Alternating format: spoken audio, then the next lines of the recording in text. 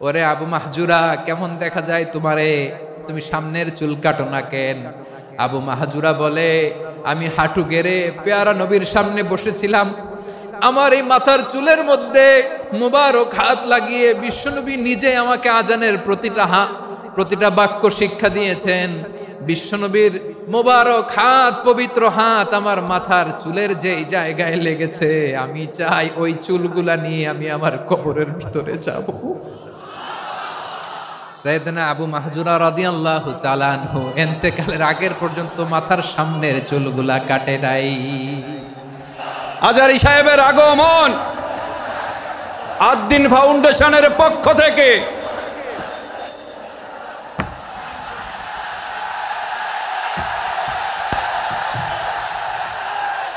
লিল্লাহি তাকবীর, লিল্লাহি তাকবীর।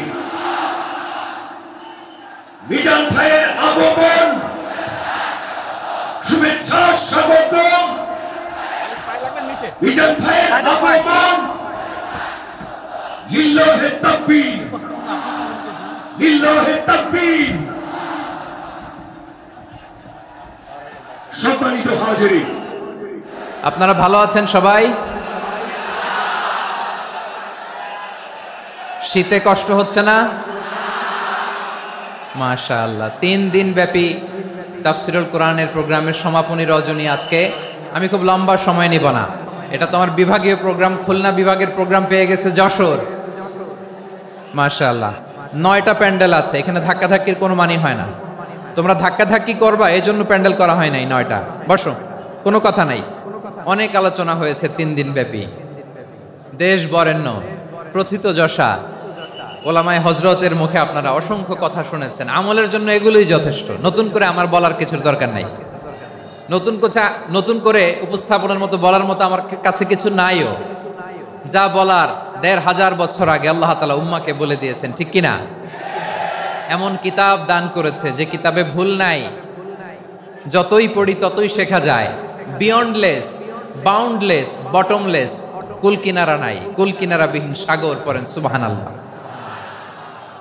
আসুন এখানে আসার, বসার, এই প্রোগ্রামে অংশগ্রহণ করার উদ্দেশ্যকে, নিয়তকে আমরা খালিস করে নেই। আজকে আমরা যা শুনবো, শিখবো, আমলের নিয়তে শুনবো, ঠিক কিনা বলেন? শেষ পর্যন্ত নীরবতা বজায় রাখবো। আমি উঠবো, আপনারা উঠবেন। এর আগে ওঠা যাবে না। স্কেডিউলে একটু চেঞ্জ এসেছে, এশার সালাত হয়নি। আমার আলোচনার পরপরই আজান হবে, এশার সালাতে আমরা জামাতে অংশগ্রহণ করে একসাথে বিদায় নেব ইনশাআল্লাহ। বলেন, যে টপিকটি নিয়ে আমি আপনাদের সামনে আজকে কথা বলতে চাই, টপিকটি অনেক গুরুত্বপূর্ণ। টপিকটি হচ্ছে হিউম্যান রিসোর্স ডেভেলপমেন্ট, মানব সম্পদ উন্নয়ন। কারণ আল্লাহ তাআলা আমাদের যা দেখ আর না দেখ এটা দিছে। মানুষ আর মানুষ, 18 কোটি মানুষ, ঠিক কিনা? এই 18 কোটির জনসংখ্যার দেশে বসবাস করে আমরা খুশি না বেজার? খুশি হইতে হবে, বেজার হইেন না। জাপানের খবর জানেন? তাদের গ্রোথ রেট নিচের দিকে, উল্টো। জনসংখ্যা নাই, বাচ্চা নিলে, সন্তান নিলে গভর্নমেন্ট তাদের টাকা দেয়। আমাদেরকে আল্লাহ তাআলা দয়া করে, মায়া করে এই সম্পদটা দিয়েছেন। এই মানব সম্পদকে যেন আমরা কাজে লাগাই ইনশাআল্লাহ। পড়েন সবাই। হিউম্যান রিসোর্স ডেভেলপমেন্ট অনেক জনগুরুত্বপূর্ণ বিষয়, খুব সেন্সিটিভ বিষয়, বুঝতে হবে। যশোরের স্মার্ট ছেলেরা, এই যে আমি যাদেরকে দেখতে পাচ্ছি, all are the gen Z of Jashore. যারা জেন জি, ওরা স্মার্ট, ওরা ইশারা ইঙ্গিতে কাজ করে। এই যে পুরো গদি উল্টায় দিছে, ঠিক কিনা? 24-এর ছাত্র নাগরিক অভ্যুত্থান আমাদের দেখিয়ে দিচ্ছে কিভাবে চোখের ইশারায় গদি উল্টে দিতে হয়। তো এই জেনজিদের নিয়ে বসেছি, ওরা তো স্মার্ট, ওরা ডিস্টার্ব করবে না। মেহরবানি করে আমার সাথে কানেক্ট করো, 1 to 1, brain to brain, eye to eye, eye contact করো আমার সাথে। তাকাও, কষ্ট হলো আমার দিকে তাকাও, আওয়াজ করা যাবে না, আমার দিকে তাকাও। প্রিয় ভাইয়েরা, হিউম্যান রিসোর্স ডেভেলপমেন্টের ব্যাপারে কিছু কথা বলবো। এই যে আমাদের বিশাল জনসংখ্যা, এই জনসংখ্যাকে কি করে জনসম্পদে রূপান্তরিত করা যায়, এ ব্যাপারে কথা বলবো। আমি সূরাতু বনী ইসরাইলের 70 নম্বর আয়াত তেলাওয়াত করেছি। এই আয়াতের আলোকে কিছু কথা আমি আপনাদের সামনে বলবো। আল্লাহ তাআলা ইরশাদ করছেন, ওয়ালাকাদ কাররামনা بني آدم وحملناهم في البر والبحر ورزقناهم من الطيبات وفضلناهم على كثير ممن خلقنا تفضيلا পড়েন আল্লাহু আকবার। রব্বুল আলামিন বলেন ওয়ালাকাদ কাররামনা বানি আদম, আমি বনি আদমকে সম্মানিত করেছি, বনি আদমকে মর্যাদা দিয়েছি। ওয়া হামালনাহুম ফিল বাররি ওয়াল বাহর, বনি আদমকে জলে স্থলে স্থলে এবং সমুদ্রে চলাচলের বাহন দিয়েছি। ওয়া রাযাকনাহুম মিনাত তাইয়্যিবাত, তাদেরকে পবিত্র রিজিকের বন্দোবস্ত করেছি। ওয়া ফাদ্দালনাহুম আলা কাসীরিম মিম্মান খালাকনা তাফদীলা, আর আমি আল্লাহ যাদেরকে সৃষ্টি করেছি তাদের মধ্য থেকে বনি আদমকে আমি শ্রেষ্ঠ বানিয়েছি। আমরা শ্রেষ্ঠ, আমরা আশরাফুল মাখলুকাত। আমরা কি এই যে এমনি চিল্লাচিল্লি করে জিজ্ঞাসা করলে বলে না, আমরা আশরাফুল মাখলুকাত। আমরা কি শ্রেষ্ঠ, সবার চেয়ে সেরা। আমাদের মতো করে আল্লাহ কাউকে বানায় নাই। দুই পায়ে ভর করে শির দ্বারা এরকম স্ট্যান্ড রেখে মাথা উঁচু করে দাঁড়াতে পারে এরকম কোন প্রাণী পৃথিবীতে আছে? এজন্য আল্লাহ বলেন ওয়ালাকাদ কাররামনা বানি আদম, আমি বনি আদমকে সম্মানিত করেছি, তাদেরকে আমি মর্যাদা দিয়েছি। তাদেরকে আমি যত মর্যাদা দিয়েছি আমার কোন সৃষ্টিকে এত মর্যাদা দেই নাই। পড়েন সুবহানাল্লাহ। I have dignified the status of the sons of Adam, আদমের সব সন্তানের মর্যাদা আমি বাড়িয়েছি। আল্লাহ এখানে বলেননি ওয়ালাকাদ কাররামনাল মুমিনিন, আমি মুমিনের মর্যাদা বাড়িয়েছি, বলেছেন? আল্লাহ এখানে বলেন নাই ওয়ালাকাদ কাররামনাল মুসলিমিন, আমি মুসলিমের মর্যাদা বাড়িয়েছি। আল্লাহ বলেছেন ওয়ালাকাদ কাররামনা বানি আদম, আমি বনি আদমের সম্মান বাড়িয়েছি। হোক সে মুমিন কিংবা কাফের, মুসলিম কিংবা মুশরিক, আস্তিক কিংবা নাস্তিক, আরব কিংবা অনারব, যেই হোক না কেন আদম সন্তান সবগুলার মর্যাদা বাড়ায় দিয়েছে কে? সবার মর্যাদা আল্লাহ বাড়িয়েছে। মানুষ হিসেবে মর্যাদা। বিশ্বনবী সাল্লাল্লাহু আলাইহি ওয়াসাল্লাম ইহুদির লাশ দেখে দাঁড়িয়ে গেলেন। কার লাশ? আমার যশোরের ভাইয়েরা আওয়াজ করে বলুন, কার লাশ? ইহুদির লাশ দেখে দাঁড়ায় গেলেন। সাহাবারা বললেন ইয়া রাসূলুল্লাহ, আপনি দাঁড়ালেন যে, এটা তো ইহুদির লাশ। বিষ্ণু বললেন আওয়ালাইসাত নাফসান, এটা কি মানুষ নয়? এটা হোক ইহুদি হোক খ্রিস্টান, এটা তো মানুষ। আমি মানুষ দেখে দাঁড়িয়েছি। আই স্যালিউট দ্য হিউম্যানিটি, আমি মানবতাকে সম্মান করেছি। পড়েন সুবহানাল্লাহ। তাহলে এই জমিনে মানুষের মর্যাদা বেশি, হোক আস্তিক হোক নাস্তিক, হোক মুমিন কিংবা কাফের। আদমের সন্তান হলে, মানুষ হলেই তার মর্যাদা বাড়িয়েছে কে? আমার কলিজার টুকরা যশোরের ভাইয়েরা, মানুষের মর্যাদা আল্লাহ এত বাড়িয়েছেন। মানুষ জীবিত থাকলেও যেমনি মর্যাদাবান, মরে গেলেও মর্যাদাবান। সুবহানাল্লাহ পড়েন। মানুষ মরে গেলে এই ডেড বডিটা কি হয়? পচে যায়, গলে যায়, মাটির সাথে মিশে যায়। তাই বলে আপনি ডেড বডির সাথে যাচ্ছে তাই করতে পারবেন না। পারবেন? কেউ যদি অন্যায় করে তাকে যদি আপনি শাস্তির আওতায় আনেন, যা মনে চায় করতে পারবেন না। তারা আগুন দিয়ে পোড়াতে পারবেন না, নাক কাটতে পারবেন না, কান কাটতে পারবেন না, অঙ্গ বিকৃতি করতে পারবেন না। কারণ মানব জাতির মর্যাদা স্বয়ং দিয়েছে কে?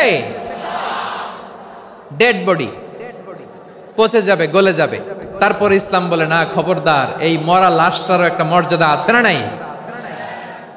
ইসলাম বলে এই লাশটা গলে যাবে, পচে যাবে, কিন্তু এটার অমর্যাদা করো না। কর্পূর দিয়ে, খেজুর পাতা দিয়ে এটাকে ওয়ার্ম ওয়াটার দিয়ে, গরম পানি দিয়ে ধৌত করো। সাদা শুভ্র ধবধবে কাপড় দিয়ে লাশটাকে তুমি কাভার করো। তারপরে খাটিয়ার মধ্যে লাশটাকে রেখে বিশাল একটা প্রোগ্রাম করো, একটা ফিউনারাল প্রোগ্রাম করো। ওই প্রোগ্রামের ডানে বায়ে পেছনে লাশটারে রাখলে হবে না, প্রোগ্রামের একেবারে সামনটাতে তুমি লাশটাকে রাখো। সুবহানাল্লাহ। একটা ফিউনারাল প্রোগ্রাম করতে হবে, তাকে শেষ বিদায় জানাতে হবে, যেটাকে আমরা জানাজা বলি। কি বলি? জানাজা মানে মাইয়েতের জন্য দোয়া, তার জন্য দোয়া করা হয়। তাকে একটা সিস্টেমেটিক অর্ডারে কবরে রাখা হয়, সুন্দরভাবে সেটাকে কবরস্থ করা হয়, মাটি দেয়া হয়, পানি দেয়া হয়। তার মানে মরে গেলেও মানুষের সম্মান বাড়ায় দিয়েছে কে?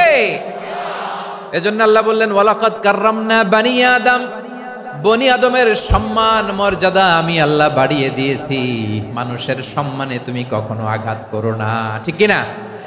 তাহলে ভাই, প্রথম মেসেজ হচ্ছে the first and foremost message tonight to the people of জাসর। আল্লাহ বলেন, I have dignified the status of son of Adam. আমি বনি আদম সবার মর্যাদা বাড়িয়ে দিয়েছি, হোক আস্তিক নাস্তিক, হোক কাফের কিংবা মুশরিক, তার মর্যাদা বাড়াই দিছে কে? যখন বন্যা হয় আমরা ত্রাণ নিয়ে যাই, আমরা শুধু মুসলমানদেরকে ত্রাণ দেই নাকি? হ্যাঁ, আমরা মুসলমানকেও দেই, অমুসলমানকেও দেই, হিন্দুকেও দেই, বৌদ্ধকেও দেই। যেখানেই মানবতা বিপন্ন সেখানে ইসলামের হেল্পিং হ্যান্ড আছে না নাই? সুবহানাল্লাহ, কি দিন আমরা পেয়েছি, কি বিধান আমরা পেয়েছি। ওয়ালাকাদ কাররামনা বনি আদম, আমি বনি আদমকে সম্মানিত করেছি। এরপর আল্লাহ বললেন, ওয়া হামালনাহুম ফিল বাররি ওয়াল বাহর, মানুষকে স্থলে এবং সমুদ্রে চলাচলের বাহন আমি দিয়েছি। স্থলে কিভাবে চলবে, জলে কিভাবে চলবে, এই বাহনের ব্যবস্থা করেছে কে? এই জেনজি, এই স্যামড়া, ইরাম করতেছো কিসের জন্য? হ্যাঁ, ইরাম করলে চলবি? হ্যাঁ, বস বস বস বস, আওয়াজ করতেছো কেন? দিবা না, কথা বলতে দিবা না আমাকে? তো এইটা বুঝি তোমাদের ভালোবাসার নমুনা? তোমাদের ভালোবাসার কারণে যদি আমি কোথাও দাঁড়াতেই না পারি, কোথাও বসতে না পারি, কোথাও দুটা কথা বলতে না পারি, এই ভালোবাসা দিয়ে কি হবে আমার? বরং ঘামতে ঘামতে ঘর্মাক্ত হব, রক্তাক্ত হব। কিন্তু সেন্ট্রাল থেকে, সেন্ট্রালি যে ইনস্ট্রাকশন আসবে, সেই ইনস্ট্রাকশনের এক চুল আমরা ডানে বায়ে যাব না। এইটা গণজাগরণের জন্য এইটা দরকার, ইসলামী বিপ্লবের জন্য এইটা দরকার। তো আধা ঘন্টা ধরে যদি তোমাদেরকে থামানোই না যায়, এই লস্কর দিয়ে আমি কি করব? আল্লাহর ওয়াস্তে নো নো নো স্লোগান, চুপচাপ একেবারে আমার দিকে তাকাও। আল্লাহ বললেন, ওয়া হামালনাহুম ফিল বাররি ওয়াল বাহর, জলে স্থলে আমি চলাচলের যানবাহনের ব্যবস্থা করেছি। আমরা স্থলে ঘোড়ার উপরে চড়ি, উটের উপরে চড়ি, গাড়ির উপরে চড়ি। এই যে গাড়ির ইঞ্জিন বানাইছি আমরা, এটার মেধা দিয়েছে কে? আবার সাগরের মধ্যে আমরা নৌযান, জলযান, বড় বড় জাহাজ দিয়ে এক মহাদেশ থেকে আরেক মহাদেশ যাই, এক দেশ থেকে মালামালগুলো আরেক দেশে পাঠাই। সাগরের ভেতরে নৌকাগুলোরে ধরে রাখলো কে?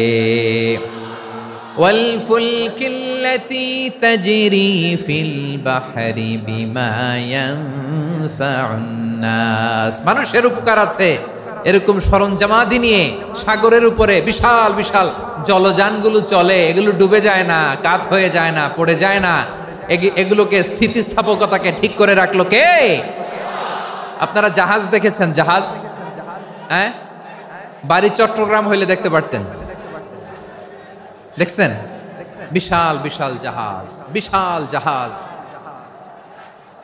মালামাল নিয়ে এক মহাদেশ থেকে আরেক মহাদেশে যায়।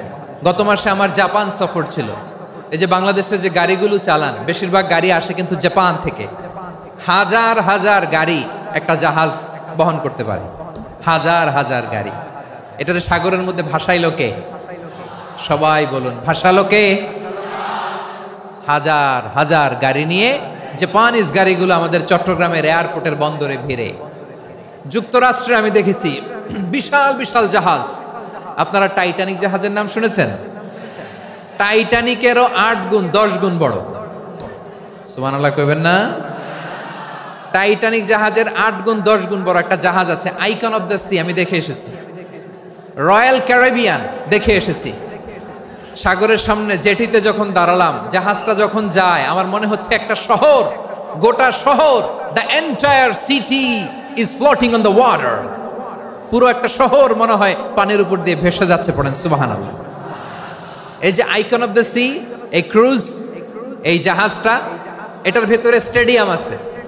কিসের ভিতরে স্টেডিয়াম? কথা বুঝে নাই বোধহয়। স্টেডিয়াম কিসের ভিতর? সুইমিং পুল আছে, শপিং মল আছে, রেস্টুরেন্ট আছে, ক্লাব আছে, 3000 4000 রুম বিশিষ্ট, কক্ষ বিশিষ্ট হোটেল আছে।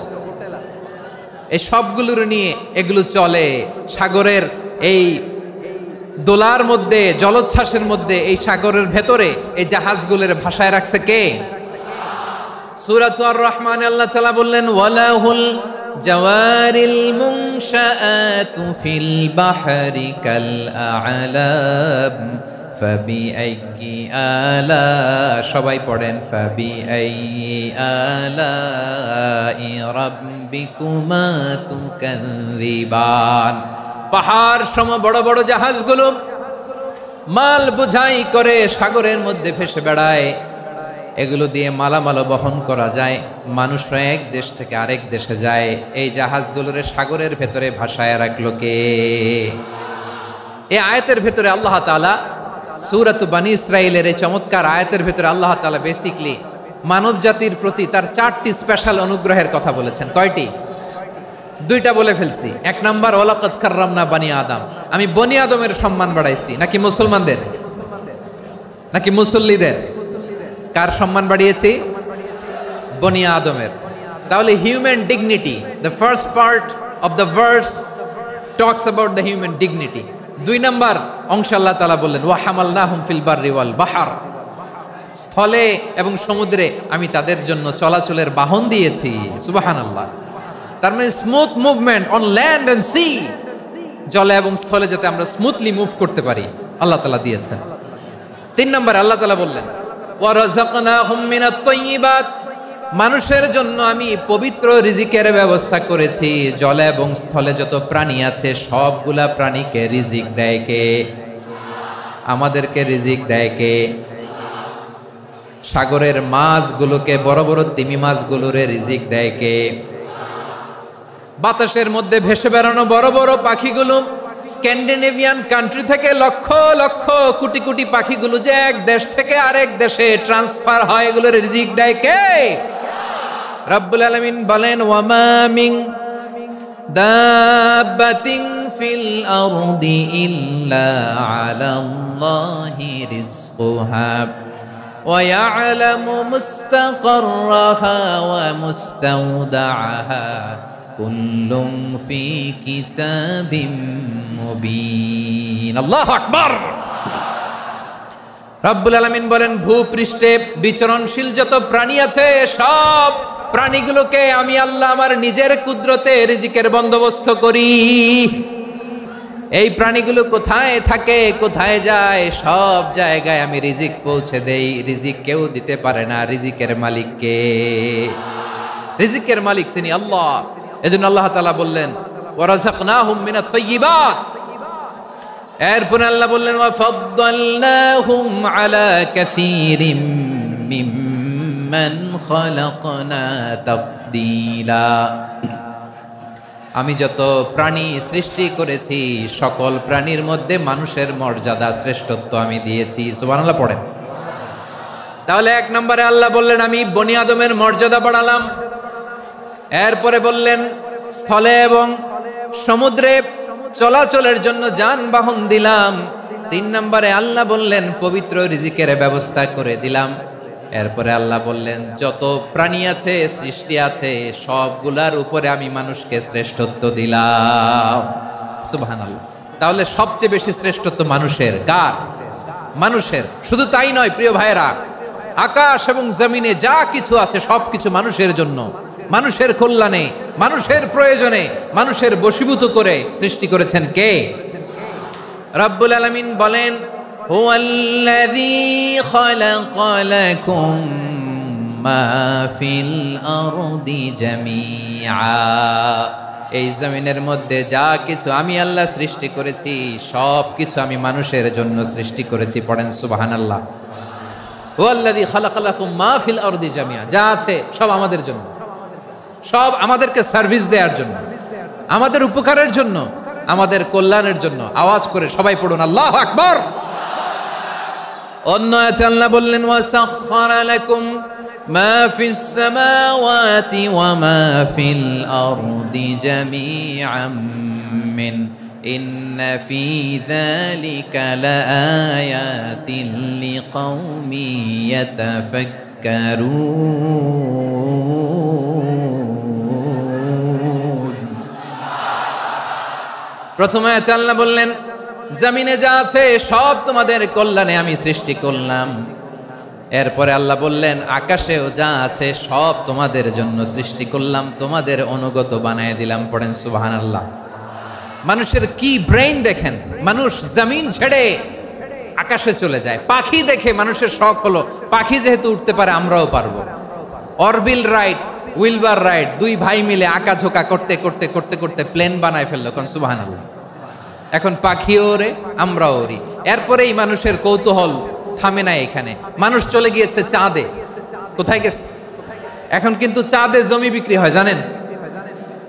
পৃথিবী নিয়ে মারামারি শেষ, রাশিয়া আমেরিকা এখন ধরছে চাঁদ আর মঙ্গল গ্রহ। এখন চাঁদে জমি বিক্রি হয়, মঙ্গলে জমি বিক্রি হয়। এই চাঁদ, মঙ্গল, বৃহস্পতি, শনি সব আল্লাহ তাআলা আমাদের জন্য বানিয়েছেন। সুবহানাল্লাহ পড়েন। মানুষ সাগরের উপরে চড়ে, শূন্যে ভেসে বেড়ায়, পাহাড় কেটে সুড়ঙ্গ বানায়, টানেল বানায়। মানুষ ব্রডব্যান্ডের লাইন নিয়ে যায় সাগরের ভেতর দিয়ে, এক দেশ থেকে আরেক দেশে, এক মহাদেশ থেকে আরেক মহাদেশে। সুবহানাল্লাহ পড়েন। তার মানে গোটা বিশ্বের সব কিছুর উপরে control, superiority over all creatures, সব কিছুর উপর কন্ট্রোল, মনিটরিং, নিয়ন্ত্রণ, এটা প্রতিষ্ঠা করে দিয়েছে কে? এজন্যই মানুষের শ্রেষ্ঠত্ব। ওয়ালাকাদ কাররামনা বানি আদম, আমি বনি আদমের সম্মান বাড়িয়েছি, মর্যাদা আমি বাড়িয়ে দিয়েছি এই কারণে, কারণ মানুষ সব কিছুর উপর নিয়ন্ত্রণ নিতে পারে। মানুষকে নিয়েই কোরআনের সব আলোচনা, মানুষকে নিয়েই কোরআনের সব। তাই কোরআনের কেন্দ্রীয় আলোচ্য বিষয় হচ্ছে মানুষ। কোরআনের কেন্দ্রীয় আলোচ্য বিষয় কি? যশোরের ভাইয়েরা বুঝে থাকলে সবাই বলবেন, কোরআনের কেন্দ্রীয় আলোচ্য বিষয় কি? এই যে আমি মূল আলোচনায় যাচ্ছি এখন। কেন মানুষ কোরআনের কেন্দ্রীয় আলোচ্য বিষয়? এই যে ভাইয়েরা, এই যে হাত জোর করে, এই যে Jessore Gen Z, the smart people of Jessore, হাত জোর করে বলতেছে, হাত জোর করে তোদের কাছে আল্লাহর দোহাই লাগে, স্টপ স্টপ। শুরুতে একবার বলেছে, জায়গা না হলে আস্তে আস্তে ধাক্কা দিবা, সামনে না পিছনে, দিয়ে দিয়ে বেরোয় চলে যাও। এলইডিতে দেখো, এই যে এই যে আল্লাহর ওয়াস্তে জায়গা না হলে ওদিকে যাও। কোরআনের মাহফিলে বিশৃঙ্খলা, এটা কাফিরদের আলামত। কাফিররা শীষ দিত, শীষ। বিশ্বনবী কোরআনের তাফসির করলে কাফিররা শীষ দিত আর ক্ল্যাপিং করত, হুইসেল এন্ড ক্ল্যাপিং। তো আমরা কি এখানে বিশৃঙ্খলা করতে আসছি? তো বারবার থামানো লাগে কেন? কোনো আওয়াজ হবে না, বললাম তো, স্টপ। আওয়াজ করে বলুন, কোরআনের কেন্দ্রীয় আলোচ্য বিষয় কি? সবাই বলেননি। এতগুলো মানুষ উত্তর দিলে এতটুকু আওয়াজ হয়, অন্তত আমি বিশ্বাস করি না। যশোর, আওয়াজ করে বলো, কোরআনের কেন্দ্রীয় আলোচ্য বিষয় কি? মানুষ। এই মানুষ কোরআনের কেন্দ্রীয় আলোচ্য বিষয়। মানুষকে আল্লাহ স্বাধীনতা দিয়েছেন। ফামান শাআ ফালইউমিন ওয়া মান শাআ ফালইয়াকফুর। চাইলে মুমিন হতে পারো, চাইলে কাফের হতে পারো, তোমার ইচ্ছা। তবে জেনে রাখো, মুমিন হলে পাবা জান্নাত, কাফির হলে পাবা জাহান্নাম। নাও দ্য ডিসিশন ইজ ইয়ার্স। সিদ্ধান্ত তোমার, জান্নাতে যাবা না জাহান্নামে যাবা। যশোরের ভাইয়ের আওয়াজ করে বলুন, কই যেতে চান, জান্নাতে না জাহান্নামে? ডান দিকে না বাম দিকে? ডানপন্থী না বামপন্থী? চিল্লা চিল্লি না চুপচাপ? চুপচাপ কয়ে আবার চিল্লাচিল্লি শুরু করে দিচ্ছে।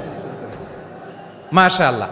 তাহলে কোরআনের কেন্দ্রীয় আলোচ্য বিষয় মানুষ। আমার সাথে থাকতে হবে, তোমাদেরকে নিয়ে আমি আলোচনা শেষ পর্যন্ত যাব। অনেক গুরুত্বপূর্ণ কথা বাকি আছে, আমাকে সহযোগিতা করতে হবে। মাশাআল্লাহ, এই তো ঠান্ডা হয়েছে। হ্যাঁ, ঠিক আছে ঠিক আছে ঠিক আছে।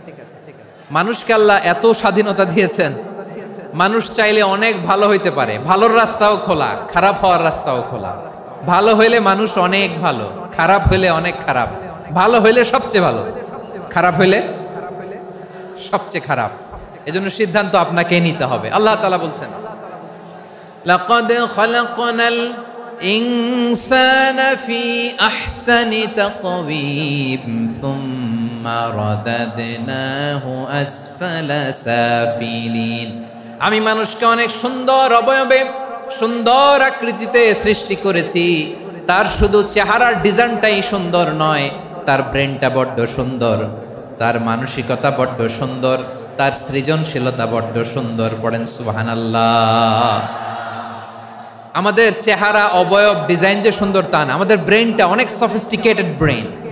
অনেক সফিস্টিকেটেড। এই 1.5 কেজি ব্রেন ইউজ করে মানুষ গোটা বিশ্বে সভ্যতা বিনির্মাণ করেছে, ঠিক কিনা? এই ব্রেন আল্লাহ তাআলা আমাকে দিয়েছে। এটারে কাজে লাগালে, আপনার 6 সেন্স কাজে লাগালে আপনি অনন্য মানুষ হয়ে উঠবেন, মহামানবে রূপান্তরিত হবেন। মানুষ হতে পারে, চাইলেই মহামানব হতে পারে। আবার যদি মানুষ চায় খারাপও হতে পারে। আল্লাহ বললেন শুধু ভালোই না, ভালো হতে চাইলে অনেক ভালো তুমি হতে পারো, আবার খারাপ হতে চাইলে অনেক খারাপ তুমি হতে পারো। সুম্মা রাদাদনাহু আসফালা সাফিলিন।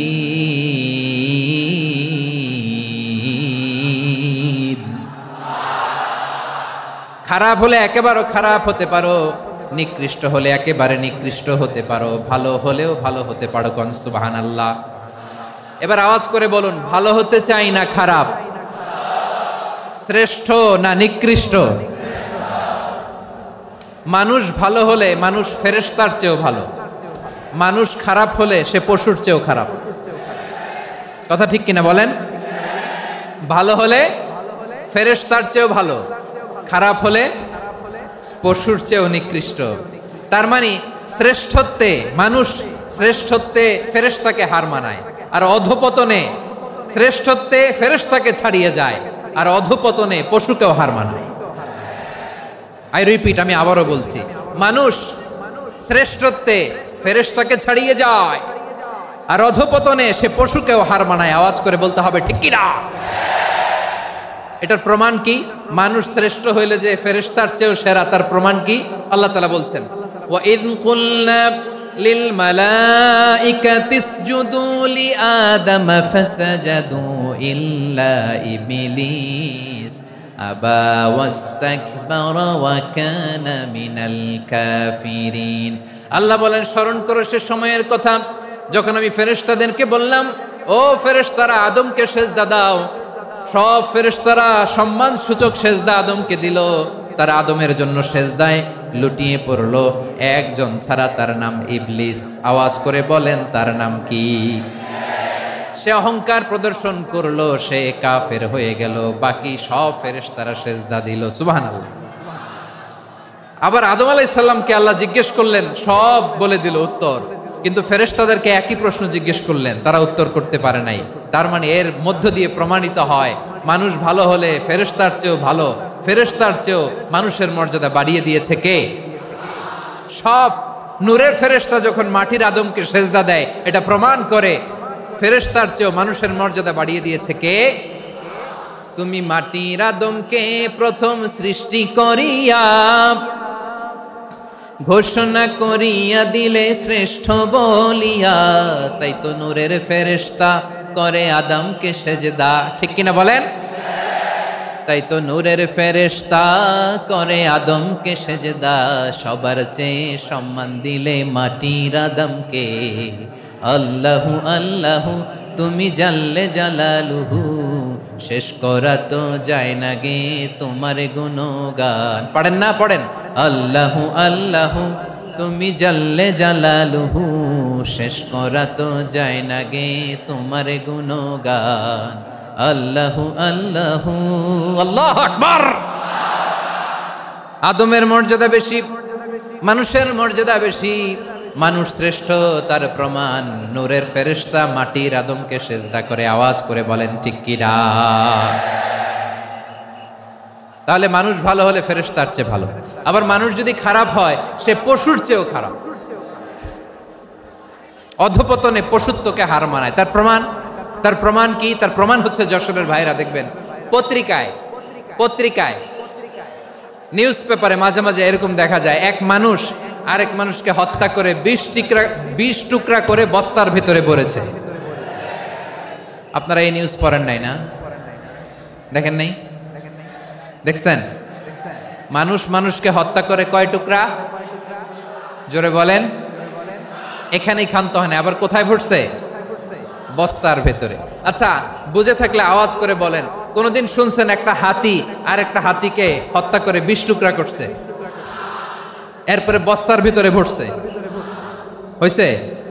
তাহলে দেখেন, মানুষ যদি খারাপ হয় সে পশুকেও হার মানায়। চিল্লায় বলো ঠিক কি না?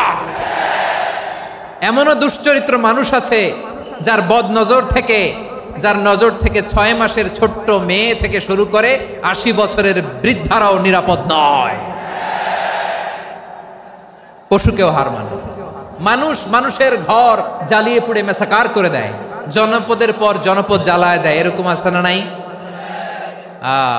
বোমা মেরে শহরগুলো উড়িয়ে দেয়। এই যে ইসরায়েল গাজার মধ্যে যে অ্যাটাক করেছে, এরা মসজিদ মানে নাই, মসজিদে বম ফেলেছে। এরা খ্রিস্টানদের চার্চ গির্জা মানে নাই, গির্জায় বম ফেলেছে। পৃথিবীর ইতিহাসে never happened in the history of the world that someone bombed on a hospital, on a ICU center. এমন হাসপাতাল যেখানে আইসিইউর রোগীরা আছে, ওই হাসপাতালের উপরও ইসরায়েলি সৈনিকেরা বোমা মেরেছে। জোরে বলেন ঠিক কিনা? এরা মানুষ? আওয়াজ করে বলেন, এরা মানুষ না। প্রিয় ভাইয়েরা, চোখ কান নাক মুখ থাকলেই মানুষ না। যা সামনে দেখেন এগুলো সব মানুষ না, এগুলো জনসংখ্যা। এগুলো কি? সবাই বলুন, এগুলো কি? বাড়ছে জনসংখ্যা, কমছে মানুষ। বাড়ছে জনসংখ্যা, কমছে। এই দুনিয়া এখন তো আর সেই দুনিয়া নাই, মানুষ নামের মানুষ আছে, দুনিয়া বোঝাই, সেই মানুষের ভিড়ে আমার আসল মানুষ নাই। ঠিক কিনা? আসল মানুষের বড্ড অভাব, আসল মানুষের বড্ড অভাব। আমার ভাইয়েরা, মানুষ খারাপ হলে পশুকেও হার মানায়। আচ্ছা, আওয়াজ করে বলেন, এই যশোরের ছেলেরা এদিক তাকাও, আওয়াজ করে বলো, যে ইসরায়েলি সোলজাররা উপর থেকে বোমা মারলো, তারাও মানুষ? তারাও কি? ওরাও রক্তে মাংসে মানুষ, ওদেরও পরিবার আছে। বোমা মেরে যেই মেয়েটাকে তারা অনাথ বানায়, ইয়াতিম বানায়, ও কিন্তু বাসায় ওর মেয়েটাকে রেখে আসছে। ঠিক কিনা বলেন? বম্বিং করে যে বাবাকে মেরে, স্বামীকে মেরে স্ত্রীকে বিধবা বানায়, তারও ঘরে স্ত্রী আছে। উপর থেকে বম মেরে মানুষ মেরে দিচ্ছে, তারাও মানুষ। 1945 সালের 6 আগস্ট আমেরিকান সোলজাররা হিরোশিমায় বম মেরেছে। আমি নিজে দেখে এসেছি জাপানের হিরোশিমাতে। সকাল 8:15 মানুষ কেউ অফিসে যাচ্ছিল, কেউ খেতে খামারে কাজ করতে যাচ্ছিল। লিটল বয় নামে একটা বোম মেরেছে তারা। এই বোমের আঘাতে, পারমাণবিক এই বোমার রেডিয়েশনে আঘাতে, বোম ব্লাস্ট হওয়ার পরে মুহূর্তের মধ্যে 1,40,000 নাই। উপর থেকে যারা মারতেছে এরাও মানুষ, যাদেরকে মারলো তারাও। তার মানে মানুষে মানুষে পার্থক্য আছে না? নেই? মানুষে মানুষে পার্থক্য আছে। নাক কান চোখ মুখ থাকলেই মানুষ নয়। বাড়ছে জনসংখ্যা, কমছে মানুষ। চিল্লায় বলো ঠিক কিনা? তাহলে আমরা বুঝলাম, মানুষ ভালো হলে অনেক ভালো, খারাপ হলে অনেক খারাপ। ও আমার কলিজার টুকরা যশোরের ভাইয়েরা, আসুন না 3 দিন ব্যাপী এই তাফসিরুল কোরআনের ঐতিহাসিক প্রোগ্রাম থেকে আমরা সিদ্ধান্ত নেই, আমরা ভালো মানুষ হব নাকি খারাপ মানুষ হব। কলিজা থেকে, প্রাণ থেকে আওয়াজ করে সবাই বলুন, ভালো মানুষ নাকি খারাপ মানুষ? ভালো মানুষ হইতে হবে। ভালো মানুষ যারা জগৎটাকে এনলাইটেন করবে, যারা এনলাইটেন করবে, যারা সত্যের বীর সেনানী হয়ে দাঁড়াবে, যারা সত্যের পক্ষে কথা বলবে, যারা জালিমের মসনদকে ভেঙে খান খান করে দেবে। এরকম হওয়ার দরকার আছে না নাই? এরকম ভালো মানুষ আমরা হতে চাই কি চাই না? মানুষকে যত্ন নিলে মানুষ যে কত ভালো হয় আপনি কল্পনাও করতে পারবেন না। এই যে আপনাদের যশোরে যে ভালো ছেলেগুলো আছে, যে ভালো তরুণগুলো আছে, যে যুবকগুলো আছে, যে ভালো আলেমরা আছে, ভালো নেতারা আছে, সবাই যদি তাদের মতো হতো, পুরো যশোরটা একটা জান্নাতের টুকরা হয়ে যেত। আওয়াজ করে বলেন ঠিক কিনা? মানুষকে নার্চারিং করলে, মানুষকে পলিশ করলে, মানুষকে গ্রুমিং করলে, মানুষকে সঠিক তারবিয়া দিলে মানুষ অনন্য হয়ে ওঠে। প্রতিটি মানুষ অনন্য। আমি অনন্য, আপনি অনন্য, আমরা সবাই অনন্য। সুবহানাল্লাহ বলেন। মানুষকে আল্লাহ তাআলা দিয়েছেন অসীম ক্ষমতা, অসীম ক্ষমতা। সুবহানাল্লাহ। একটা মানুষ পারে না এমন কিছু নাই। একটা মানুষ পারেন এমন কিছু নাই, বিশ্বাস করতে হবে মানুষ যা কল্পনা করতে পারে ওইটা মানুষ করে দেখাতে পারে। যশোরের ভাইয়ের আই রিপিট, আমি আবারও বলছি, এই চিল্লাচিল্লি করলে আমার এই গুরুত্বপূর্ণ কথা তোমরা মিস করবা। আমরা যখন আমার পিতার পৃষ্ঠদেশে ছিলাম, পিতার পৃষ্ঠদেশ থেকে শুক্রাণু যখন মায়ের গর্ভদেশে যেয়ে পড়ে, কতটা শুক্রাণু ভ্রমণ শুরু করে জানো? 20 কোটি শুক্রাণু। একবার সিমেন আউট হলে সেখানে 20 কোটি শুক্রাণু থাকে, ভ্রমণ শুরু করে। ওই 20 কোটি শুক্রাণুর মধ্য থেকে তুমি আমি আজকে এক বিকশিত শুক্রাণু মানব রূপে পৃথিবীতে এসেছি। সুবহানাল্লাহ। ওই 20 কোটি শুক্রাণুর প্রতিযোগিতায় সবাইরে পেছনে ফেলে সেদিন আমি সফল হয়েছিলাম, সেদিন আমি বিজয়ী হয়েছিলাম। সেদিন আমি এত ছোট ছিলাম, মাইক্রোস্কোপ দিয়েও আমার অস্তিত্ব টের পাওয়া যায় না। আমি এত তুচ্ছ ছিলাম, নগণ্য ছিলাম, আমার কান ছিল না, আমার চোখ ছিল না, আমার হাত ছিল না, আমার জন্য রিকমেন্ডেশন করার মতো মামু ছিল না, খালা ছিল না, কেউ ছিল না। তারপরেও ওই প্রতিযোগিতায়, ওই কম্পিটিশনে যখন আমারে কেউ হারাতে পারে নাই, আল্লাহর জমিনেও আমারে কেউ হারাতে পারে না। হারার জন্য তোমার জন্মই হয় নাই, তুমি আসছই জিতার জন্য। সুবহানাল্লাহ। বিশ্বনবী বলেন, আন্নাসু মাআদিন কামাআদিনি যাহাবি ওয়াল ফিদ্দা খিয়ারুহুম ফিল জাহিলিয়াতি খিয়ারুহুম ফিল ইসলাম। Peoples are like mines of gold and silver.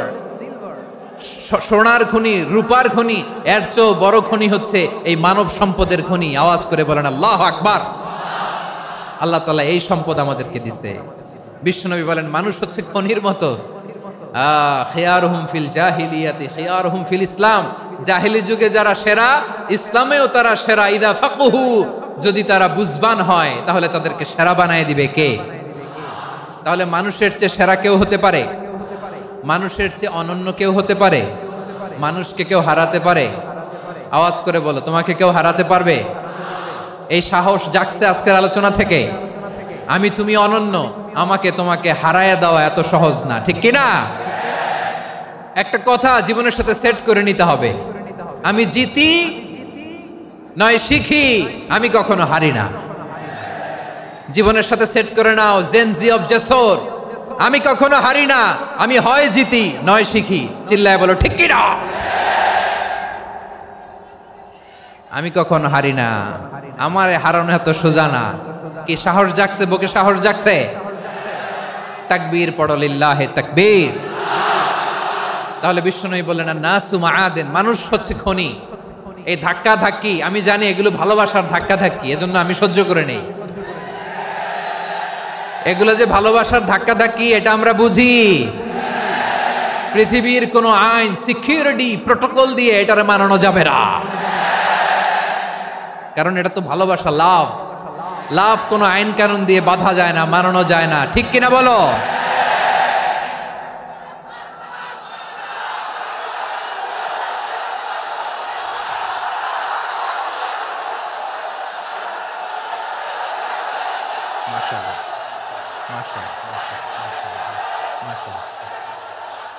ঠিক আছে, বসুন বসুন বসুন। আল নাসু মাআদিন, মানুষ হচ্ছে খনি। এই খনির যত্ন নিতে হবে। আমার মা বাবা যারা এসেছেন, আপনার ছেলে মেয়ের যত্ন নেন। আপনার ছেলের মধ্যে যে কি পটেনশিয়াল আপনি জানেন না। আপনার এই ছোট্ট অবুজ ছেলেটাই আগামী দিনের শায়েখ আহমদুল্লাহ হবে। আপনার হেফজখানায় পড়া ওই ছোট্ট ছেলেটাই আগামী দিনের আল্লামা মামুনুল হক হবে। আপনার ওই ছেলেটা আমির হামজা হবে, আব্দুল হাই সাইফুল্লাহ হবে। এভাবে বড় বড় আলেম হবে, তারা যুগশ্রেষ্ঠ আলেম হবে। সেই একদিন এই বাংলাদেশের পার্লামেন্টে যে বক্তব্য দিয়ে যশোরের পক্ষে কথা বলবে। আপনি জানেন না, কাউকে ছোট করবেন না, আপনি ওর কনফিডেন্স আপনি কমাবেন না, আপনি কমাতে পারেন না।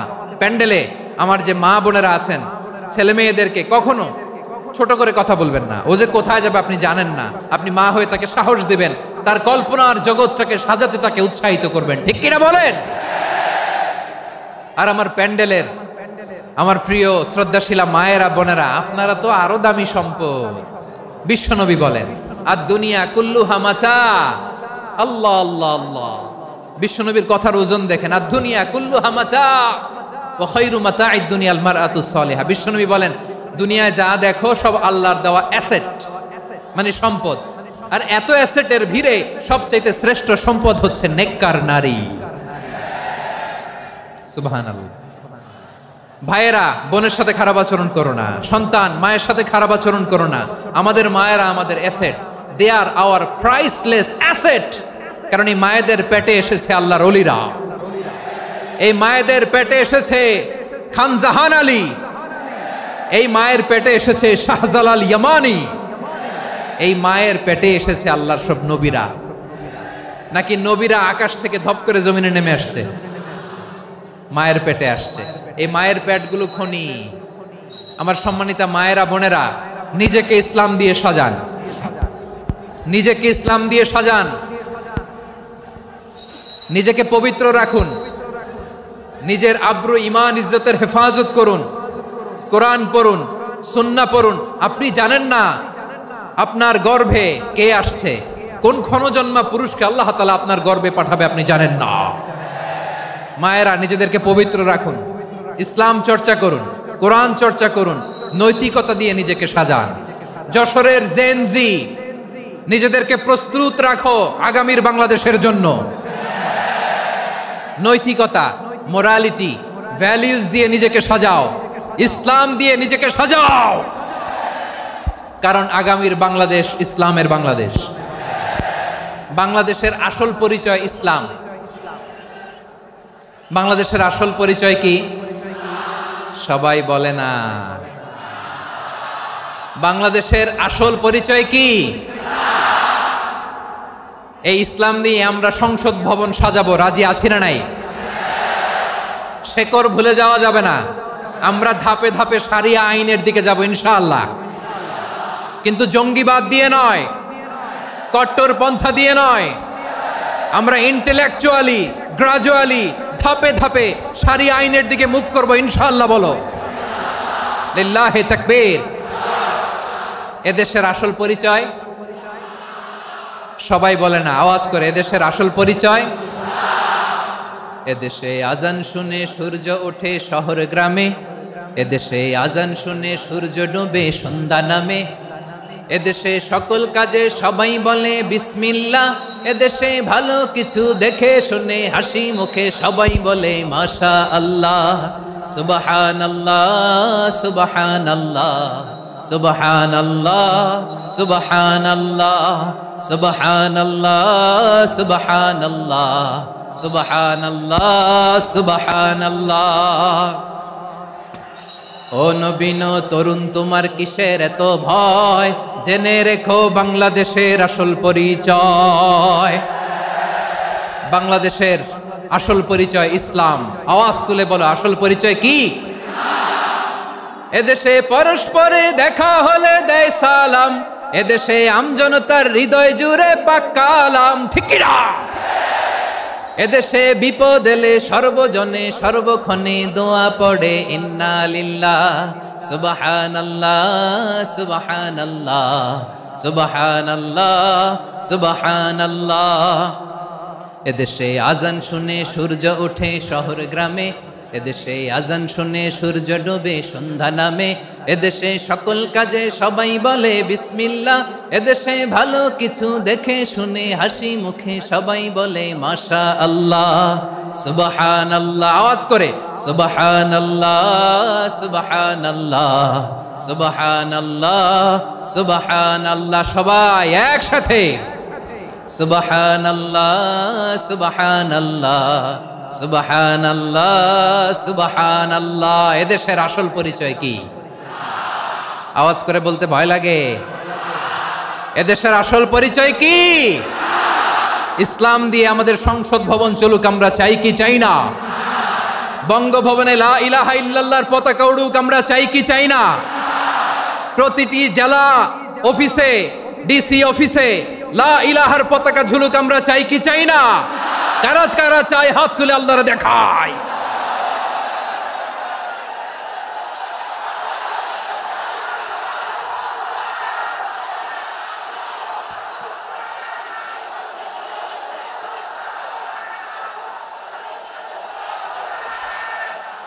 মাশাআল্লাহ, মাশাআল্লাহ, মাশাআল্লাহ, মাশাআল্লাহ। যশোর, আওয়াজ করে বলো, ভালো মানুষ না খারাপ মানুষ? বুঝে বলছো তো?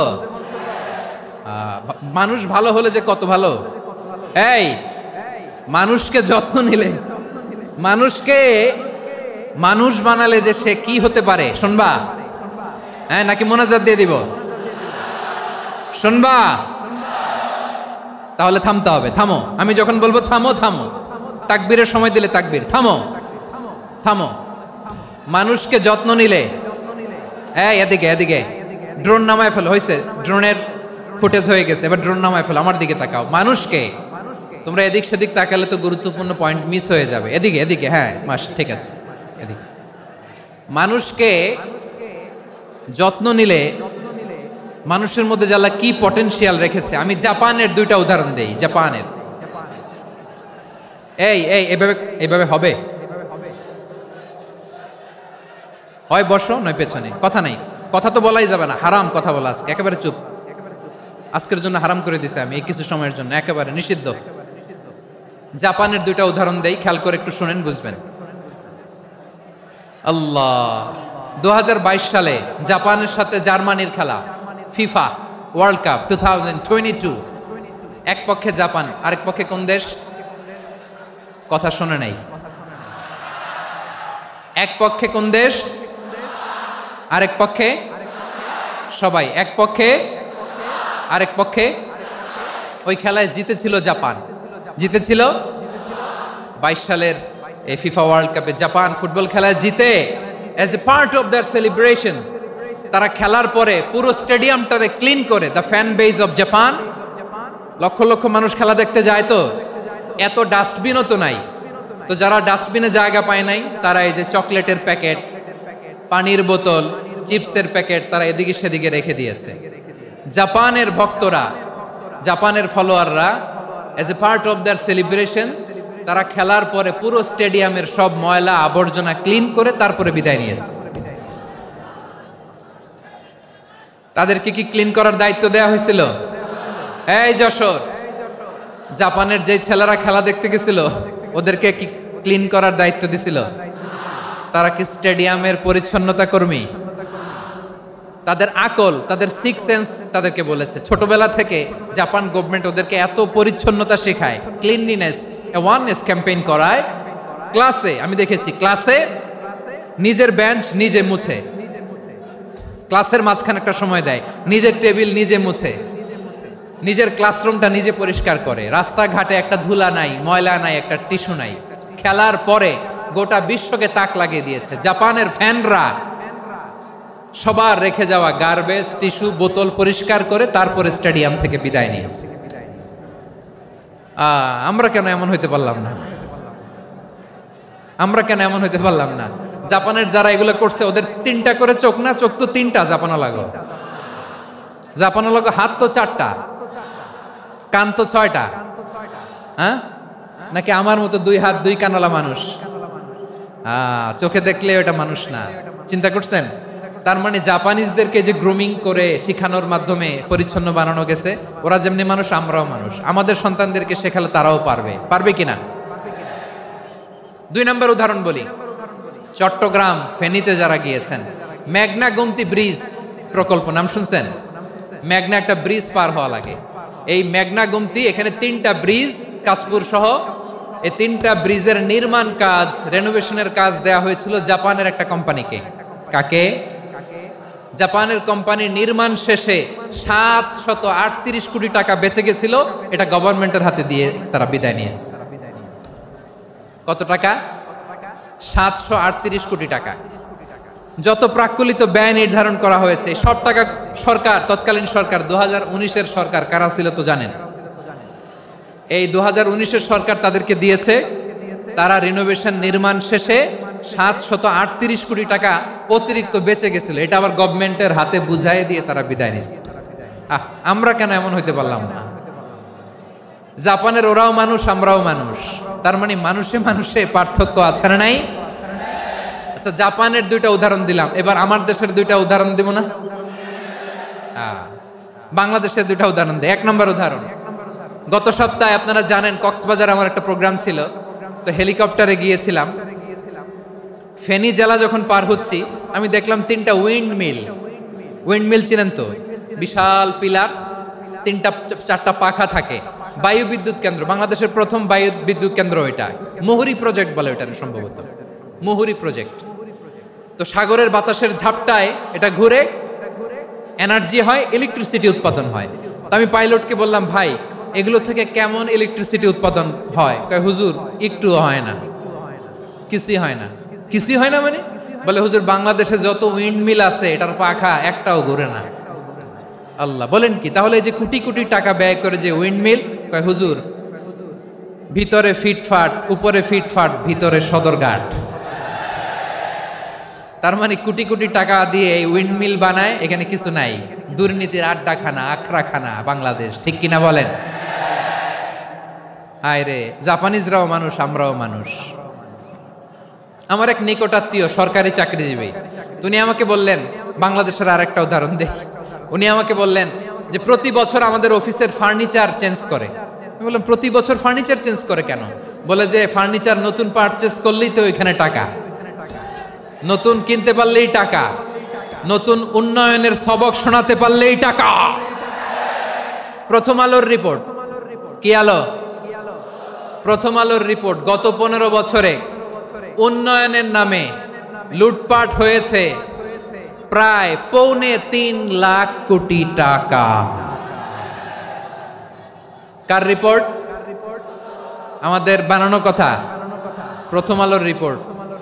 গত 15 বছরে কারা ছিল জানেন তো? হ্যাঁ, শুধু ওনাদেরকেই দোষ দিয়ে লাভ নাই। স্বাধীনতার পর থেকে শুধু শাসকের হাত বদল হয়েছে, আমরা কিছু পাই নাই, ঠিক কিনা বলেন?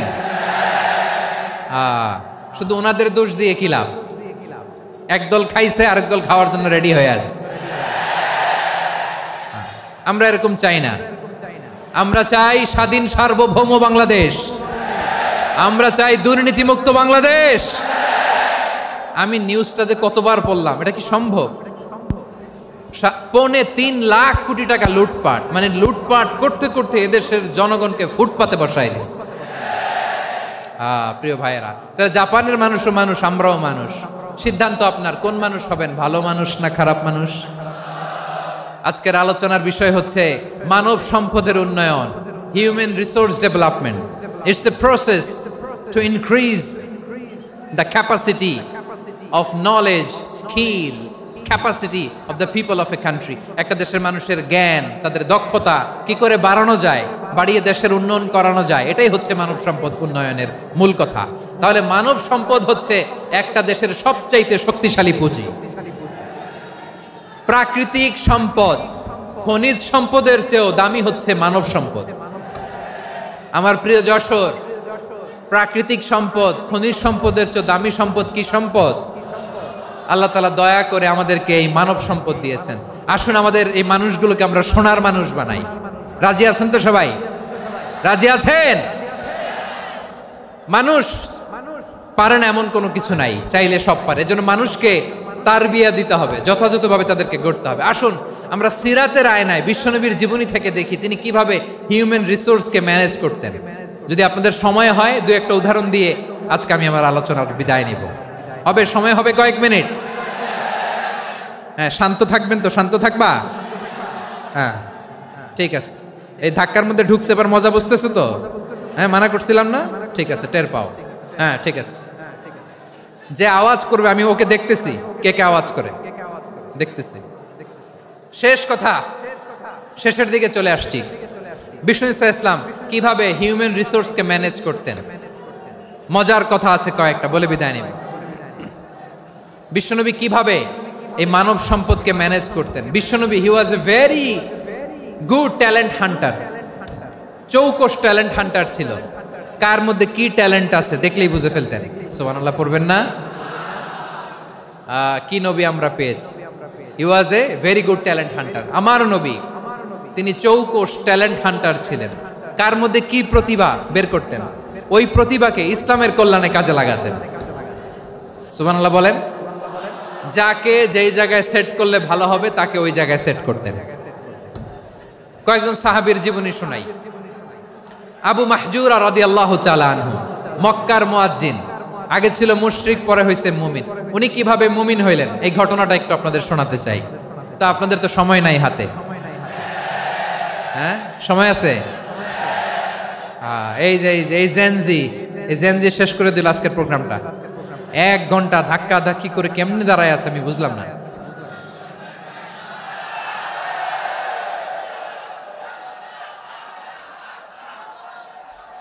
না না তাকবির না, চুপ করতে হবে।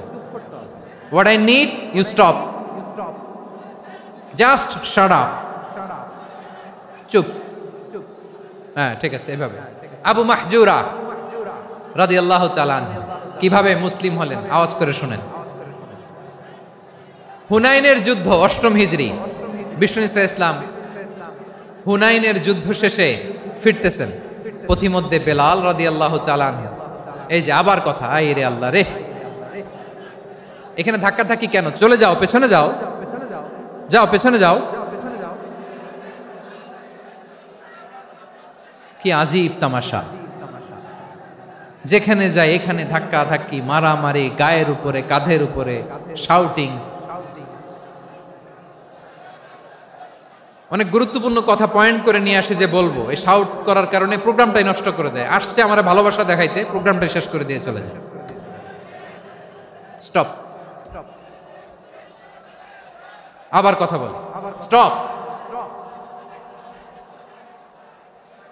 হুনাইনের যুদ্ধে 8ম হিজরি, কত হিজরি সবাই বলেন না একটু, কত হিজরি? 8ম হিজরিতে হুনাইনের যুদ্ধে রাসূল সাল্লাল্লাহু আলাইহি ওয়াসাল্লাম ফিরে আসতেছেন মদিনায়। পথিমধ্যে বেলাল রাদিয়াল্লাহু তাআলা আনহু আজান দিচ্ছেন। কি দিচ্ছেন? তো পাশে ছিল মুশরিকদের একটা পল্লী, কিছু মুশরিক তরুণ, কিছু অমুসলিম কিশোর, তারা আজানকে ব্যঙ্গ করতেছে। আমাদের বাংলায় মুখ ভেঙ্গানো বলে আর কি।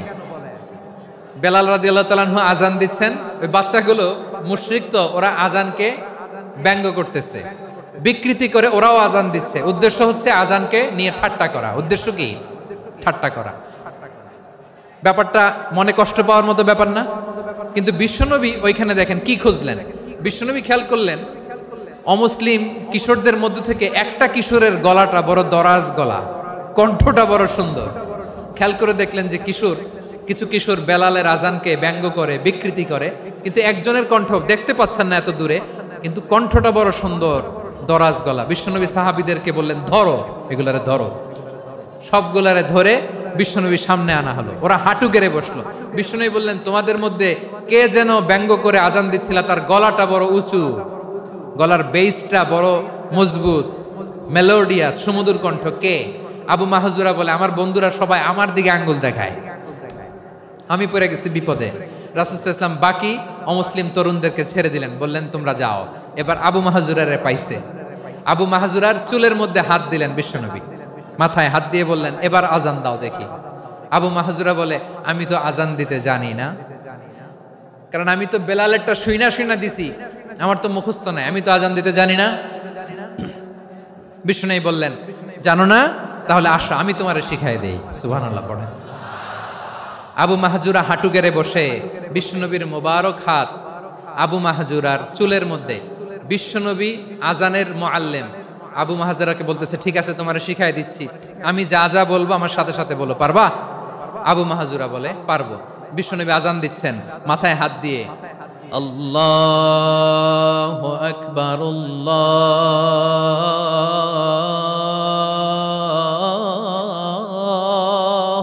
আকবার। আবু মাহজুরা এই বাক্যটা পড়লেন। বিশ্বনবী দ্বিতীয় বাক্য পড়তে আরম্ভ করলেন, আল্লাহু আকবার,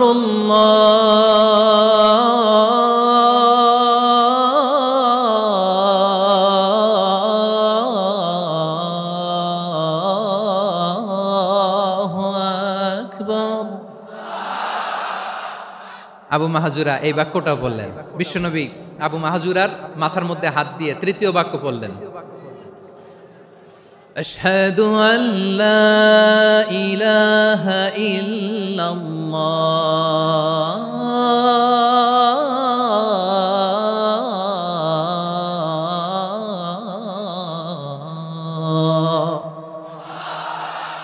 আবু মাহাজুরা তৃতীয় বাক্য পড়লেন। বিশ্বনবী একটা বাক্য পরে আবু মাহাজুরা পরে, বিশ্বনবী পরে আবু মাহাজুরা পরে। আবু মাহাজুরা কিন্তু অমুসলিম, মুশরিক। আবু মাহাজুরা বলে, এক একটা বাক্য পড়ি আমার কলিজাটা গলে ঠান্ডা হয়ে যায়। এতদিন মোহাম্মদকে গালি দিতাম, এখন মোহাম্মদ আমার মাথায় যখন হাত রাখছে আমার সারা শরীর ঠান্ডা হয়ে গেছে। বিশ্বনবী আজান শিখাচ্ছেন, একটা একটা বাক্য পড়ে আবু মাহাজুরাও পড়ে, বিশ্বনবী পড়ে আবু মাহাজুরাও পড়ে। পুরো বাক্যগুলো যখন শেষ, আজান শেষ, আবু মাহাজুরাও যখন পুরো আজান পড়লেন, আবু মাহাজুরা বললেন, এতদিন মোহাম্মদের চেহারা দেখলে আমার ঘৃণা লাগতো, আজ থেকে মোহাম্মদের চেহারার চেয়ে প্রিয় চেহারা আমার কাছে নাই। আবু মাহাজুরা বললেন, ও মুহাম্মদ, আজানের বাক্য তো আপনি আমারে শেখালেন, এখানেই শেষ করবেন না, আপনি আমারে পড়ায় দেন। লা ইলাহা ইল্লাল্লাহু মুহাম্মাদুর রাসূলুল্লাহ সাল্লাল্লাহু আলাইহি ওয়াসাল্লাম। বিশ্বনবীর সাথে দাঁড়িয়ে উনি শাহাদা পড়ে মুসলমান হয়ে গেলেন। এবার আবু মাহাজুরা বলে, ইয়া রাসূলুল্লাহ, ইয়া হাবিবাল্লাহ, আমি মুমিন হয়েছি, মুসলমান হয়েছি, আপনার কাছ থেকে আজান শিখার সৌভাগ্য আমি লাভ করেছি গো নবী। আমার কণ্ঠের বড় তারিফ করেছেন, আপনি আমার আজানকে আপনি পছন্দ করেছেন। একটা জিনিস আপনার কাছে চাই, আপনি আমাকে মক্কার মসজিদুল হারামের মুয়াজ্জিন হিসেবে অ্যাপয়েন্ট করে দেন। বিষ্ণু ইসা ইসলাম বললেন, যাও আবু মাহজুরা, আমি তোমাকে পৃথিবীর শ্রেষ্ঠতম মসজিদ মক্কার মসজিদুল হারামের মুয়াজ্জিন হিসেবে অ্যাপয়েন্ট করে দিলাম। দেখছেন কিভাবে ট্যালেন্ট হান্টিং করতে হয়, কিভাবে হিউম্যান রিসোর্স মানব সম্পদকে ব্যবহার করতে হয়। আসছিল আজানকে ভেঙাইতে, আসছিল কেন? আজানকে ব্যঙ্গ করার জন্য, বিকৃত করার জন্য। আজানকে বিকৃত করতে যে ইসলামের সবচেয়ে শ্রেষ্ঠ মসজিদের মুয়াজ্জিন হয়ে গেল। পড়েন সুবহানাল্লাহ। হযরত আবু মাহজুরা রাদিয়াল্লাহু তাআলা আনহু ওনার এই সুললিত কণ্ঠ ব্যবহার করে মসজিদুল হারামে এত সুন্দর করে আল্লাহু আকবার বলে আজান দিতেন। মানুষগুলোর, মুসল্লিগুলোর, মক্কাবাসীর হৃদয়কে তিনি বিগলিত করে দিতেন। মানুষের হৃদয়কে ঠান্ডা হয়ে যেত। শুধু এখানেই শেষ না আমার যশোরের ভাইয়েরা। বিশ্বনবী যখন সাইয়েদনা আবু মাহজুরা রাদিয়াল্লাহু তাআলা আনহুকে আজান শিখাচ্ছিলেন, বলেন তো বিশ্বনবীর হাতটা কোথায় ছিল? আবু মাহজুরার মাথার সামনে, এই চুলের উপরে ছিল। আবু মাহজুরা ওই স্মৃতিটাকে ধারণ করবার জন্য, ওই স্মৃতিকে বহন করার জন্য বিশ্বনবীর মোবারক হাত আবু মাহজুরার কপালের চুলের যেই জায়গায় লেগেছে, মৃত্যুর আগের দিন পর্যন্ত আবু মাহজুরা মাথার ওই চুলে কোনোদিন ছুরি আর কামার লাগায় নাই, সেখানে কেচি লাগায় নাই, চুলের মধ্যে খুর লাগায় নাই। আবু মাহজুরা ডান দিকের চুল কাটতো, বাম দিকের চুল কাটতো, পেছনের চুল কাটতো, সামনের চুল কাটতো না। আবু মাহজুরা রাদিয়াল্লাহু তাআলা আনহুর সামনের চুলগুলো বড় হতে হতে যখন এত বড় হয়ে যায়, তিনি চুলগুলো পেঁচিয়ে মাথার মধ্যে রাখতেন। তারপরে তিনি পাগড়ি পরতেন। সবাই জিজ্ঞেস করতো, আবু মাহজুরা, এটা আবার কেমন স্টাইল? দেখতে তোমারে কি বিদঘুটে লাগে? কেমন অড লাগে? কেমন খারাপ দেখা যায়? মক্কায় এমন কোন মানুষ তো দেখি নাই, ডানে চুল কাটে, বায়ে চুল কাটে, পেছনে চুল কাটে, সামনে কাটে না। ওরে আবু মাহজুরা, কেমন দেখা যায় তোমারে? তুমি সামনের চুল কাটো না কেন? আবু মাহজুরা বলে, আমি হাঁটু গেড়ে পেয়ারা নবীর সামনে বসেছিলাম, আমার এই মাথার চুলের মধ্যে মুবারক হাত লাগিয়ে বিশ্বনবী নিজে আমাকে আজানের প্রতিটা বাক্য শিক্ষা দিয়েছেন। বিশ্বনবীর মোবারক হাত, পবিত্র হাত আমার মাথার চুলের যেই জায়গায় লেগেছে, আমি চাই ওই চুলগুলা নিয়ে আমি আমার কবরের ভিতরে যাব। সাইয়েদনা আবু মাহজুরা রাদিয়াল্লাহু তাআলা আনহু ইন্তেকালের আগের পর্যন্ত মাথার সামনের চুলগুলা কাটে নাই। মাথার সামনের চুল তিনি কাটেন নাই। সুবহানাল্লাহি বিহামদি। কেমন ভালোবাসতেন বিশ্বনবী সাহাবীদেরকে, সাহাবারা কেমন ভালোবাসতেন বিশ্বনবীকে। সামনের চুলগুলো বড় হতে হতে এত বড় ছিল, পেঁচিয়ে রেখে পাগড়ি পরতেন, কাটতেন না। নবীর হাত লেগেছিল। সুবহানাল্লাহ পড়েন। তাহলে what is the lesson? Moral of the story কি? মোরাল অফ দ্য স্টোরি হচ্ছে, আসছিল আজানকে ব্যঙ্গ করার জন্য, বিকৃত করার জন্য, হয়ে গেল মসজিদুল হারামের মুয়াজ্জিন। দেখেন বিশ্বনবী একটা খারাপ সিচুয়েশনের মধ্যে থেকে কি ভালো জিনিস বের করে আনলেন। আমি যে শুরুতে বলেছি কিভাবে তিনি হিউম্যান রিসোর্সকে ডেভেলপ করেছেন, ম্যানেজ করেছেন। তিনি যে চৌকস ট্যালেন্ট হান্টার ছিল, দেখেন সবার মধ্যে থেকে এর বাছাই করে মুয়াজ্জিন বানাই দিয়েছেন। সুবহানাল্লাহ পড়েন। তার মানে এই না সবাইরে ধরে ধরে উনি মুয়াজ্জিন বানাইছেন। যার যেই ট্যালেন্ট আছে তাকে ওই কাজে অ্যাসাইন করেছেন। যার যেই প্রতিভা আছে তার প্রতিভাকে ইসলামের কাজে লাগিয়েছেন। সুবহানাল্লাহ পড়েন। যায়েদ বিন সাবিত রাদিয়াল্লাহু তাআলা আনহু নাম শুনেছেন? যশোর কথা বেরোয় না। যদি জিগায় সালমান খানের নাম শুনছেন, সবাই হাত তুলবে, জি হুজুর শুনছি, মানে সব দেখা শেষ। সালমান খান, আমির খান, অমুক খান, সব খান মুখস্থ, কিন্তু যায়েদ বিন সাবিতের নাম মুখস্থ নাই মুসলমানদের। যেই সাহাবী মাথার সামনের চুল কাটে নাই, মসজিদুল হারামের মুয়াজ্জিন বানাইছেন বিশ্বনবী, সাহাবীর নাম কি? খায়া ফেলাইস, স্লোগানের সাথে খায়া ফেলাইস। আবু মাহজুরা। কি নাম? আবু মাহজুরা আল জুমাহি রাদিয়াল্লাহু তাআলা আনহু। এই নামটা আজকে নিয়ে যাইতে হবে যশোর। আবু মাহজুরা রাদিয়াল্লাহু তাআলা আনহু। 2 নম্বরে বলছিলাম যায়েদ বিন সাবিত রাদিয়াল্লাহু তাআলা আনহু। বিশ্বনবী দেখলেন মদিনার এই আনসারী সাহাবী হাইলি ট্যালেন্টেড, ইন্টেলেকচুয়াল, মেরিটোরিয়াস, জ্ঞানের প্রতি তার আকর্ষণ, মারাত্মক আকর্ষণ। বিশ্বনবী তাকে দায়িত্ব দিলেন, কোরআন যা নাজিল হয় তুমি লিখো, কাতিবুল ওহী বানায় দিলেন। সুবহানাল্লাহ। যায়েদ বিন সাবিতরে আবার আজান শিখান নাই, কারণ তার মধ্যে বিশ্বনবী প্রতিভা দেখেছেন, একাডেমিক প্রতিভা। বিশ্বনবীর একাডেমিক প্রজেক্টগুলো তিনি হ্যান্ডেল করতেন। যায়েদ বিন সাবিত ছিল বিশ্বনবীর ব্যক্তিগত সচিব। কি ছিল? ব্যক্তিগত সচিব। বোঝেন নাই? বিশ্বনবীর ব্যক্তিগত সচিব এবং দোভাষী। ইহুদিরা কিছু লিখে দিলে এটার অর্থ বিশ্বনবীরে বুঝায় দিতেন, আবার ইহুদিদের কাছে কিছু লিখতে হলে তিনি লিখে দিতেন। বিশ্বনবী একদিন বললেন, ইন্নী ওয়াল্লাহি মা আমানু ইয়াহুদা আলা কিতাব। ইহুদিরা যে চিঠি পাঠায় অর্থ তো বুঝি না, আরেক ইহুদি আইনা অর্থ করা লাগে। আবার ইহুদিদের কাছে কিছু লিখে পাঠাইতে চাইলে আমরা তো লিখতে পারি না, ইহুদিরে দিয়ে লেখা লাগে। ওরা যে পয়রা শোনায় লিখে দেয়, আমি ওদের বিশ্বাস করি না। আমার নিজের একজন লোক দরকার। বিশ্বনবী এই যায়েদ বিন সাবিতকে চুজ করলেন ল্যাঙ্গুয়েজের জন্য। উনি বললেন, যায়েদ তোমার সফট স্কিলকে ডেভেলপ করতে হবে, তুমি হিব্রু ল্যাঙ্গুয়েজ শিখে ফেলো। যায়েদ বিন সাবিত বলল, বিশ্বনবীর মোটিভেশন আর ইন্সপিরেশন পেয়ে আমি 15 দিনে ইহুদিদের এই হিব্রু ল্যাঙ্গুয়েজ শিখে ফেললাম। শুধু শিখে ফেললাম না, হাত্তা হাদিকতু, even I became master in the language. এই ভাষা আমি পারদর্শী হয়ে গেলাম। এরপরে ইহুদিরা চিঠি লিখে পাঠালে আর কোনো ইহুদি ডাকা লাগতো না, আমি নবীর এটার অর্থ শুনে পরে বুঝায় দিতাম। আবার ইহুদিদের কাছে চিঠি লেখা লাগলে আমি যায়েদ বিন সাবিত চিঠি লিখে দিতাম। সুবহানাল্লাহ।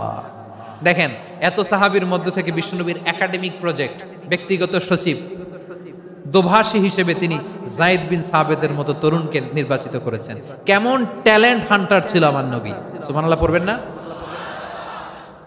বিশ্বনবীর ইন্তেকালের পরে সাইয়েদনা আবু বকর রাদিয়াল্লাহু তাআলা আনহু যখন খলিফা হয়ে আসলেন, কোরআনকে সংকলনের দায়িত্ব দেয়া লাগবে, কোন সাহাবীকে দিবেন? সব সাহাবারা মিলে পরামর্শ করলেন।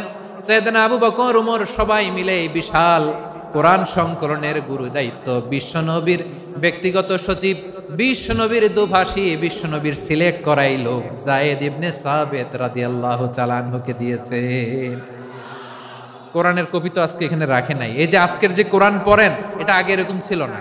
কোরআন নাজিল হলে সাহাবারা চামড়ার, ওটের চামড়ায় লিখে ফেলতো, ওটের চ্যাপ্টা হাড্ডির মধ্যে লিখে ফেলতো, গাছের গুড়ির মধ্যে লিখে ফেলতো। বিভিন্ন জনের কাছে ছড়ানো ছিটানো ছিল।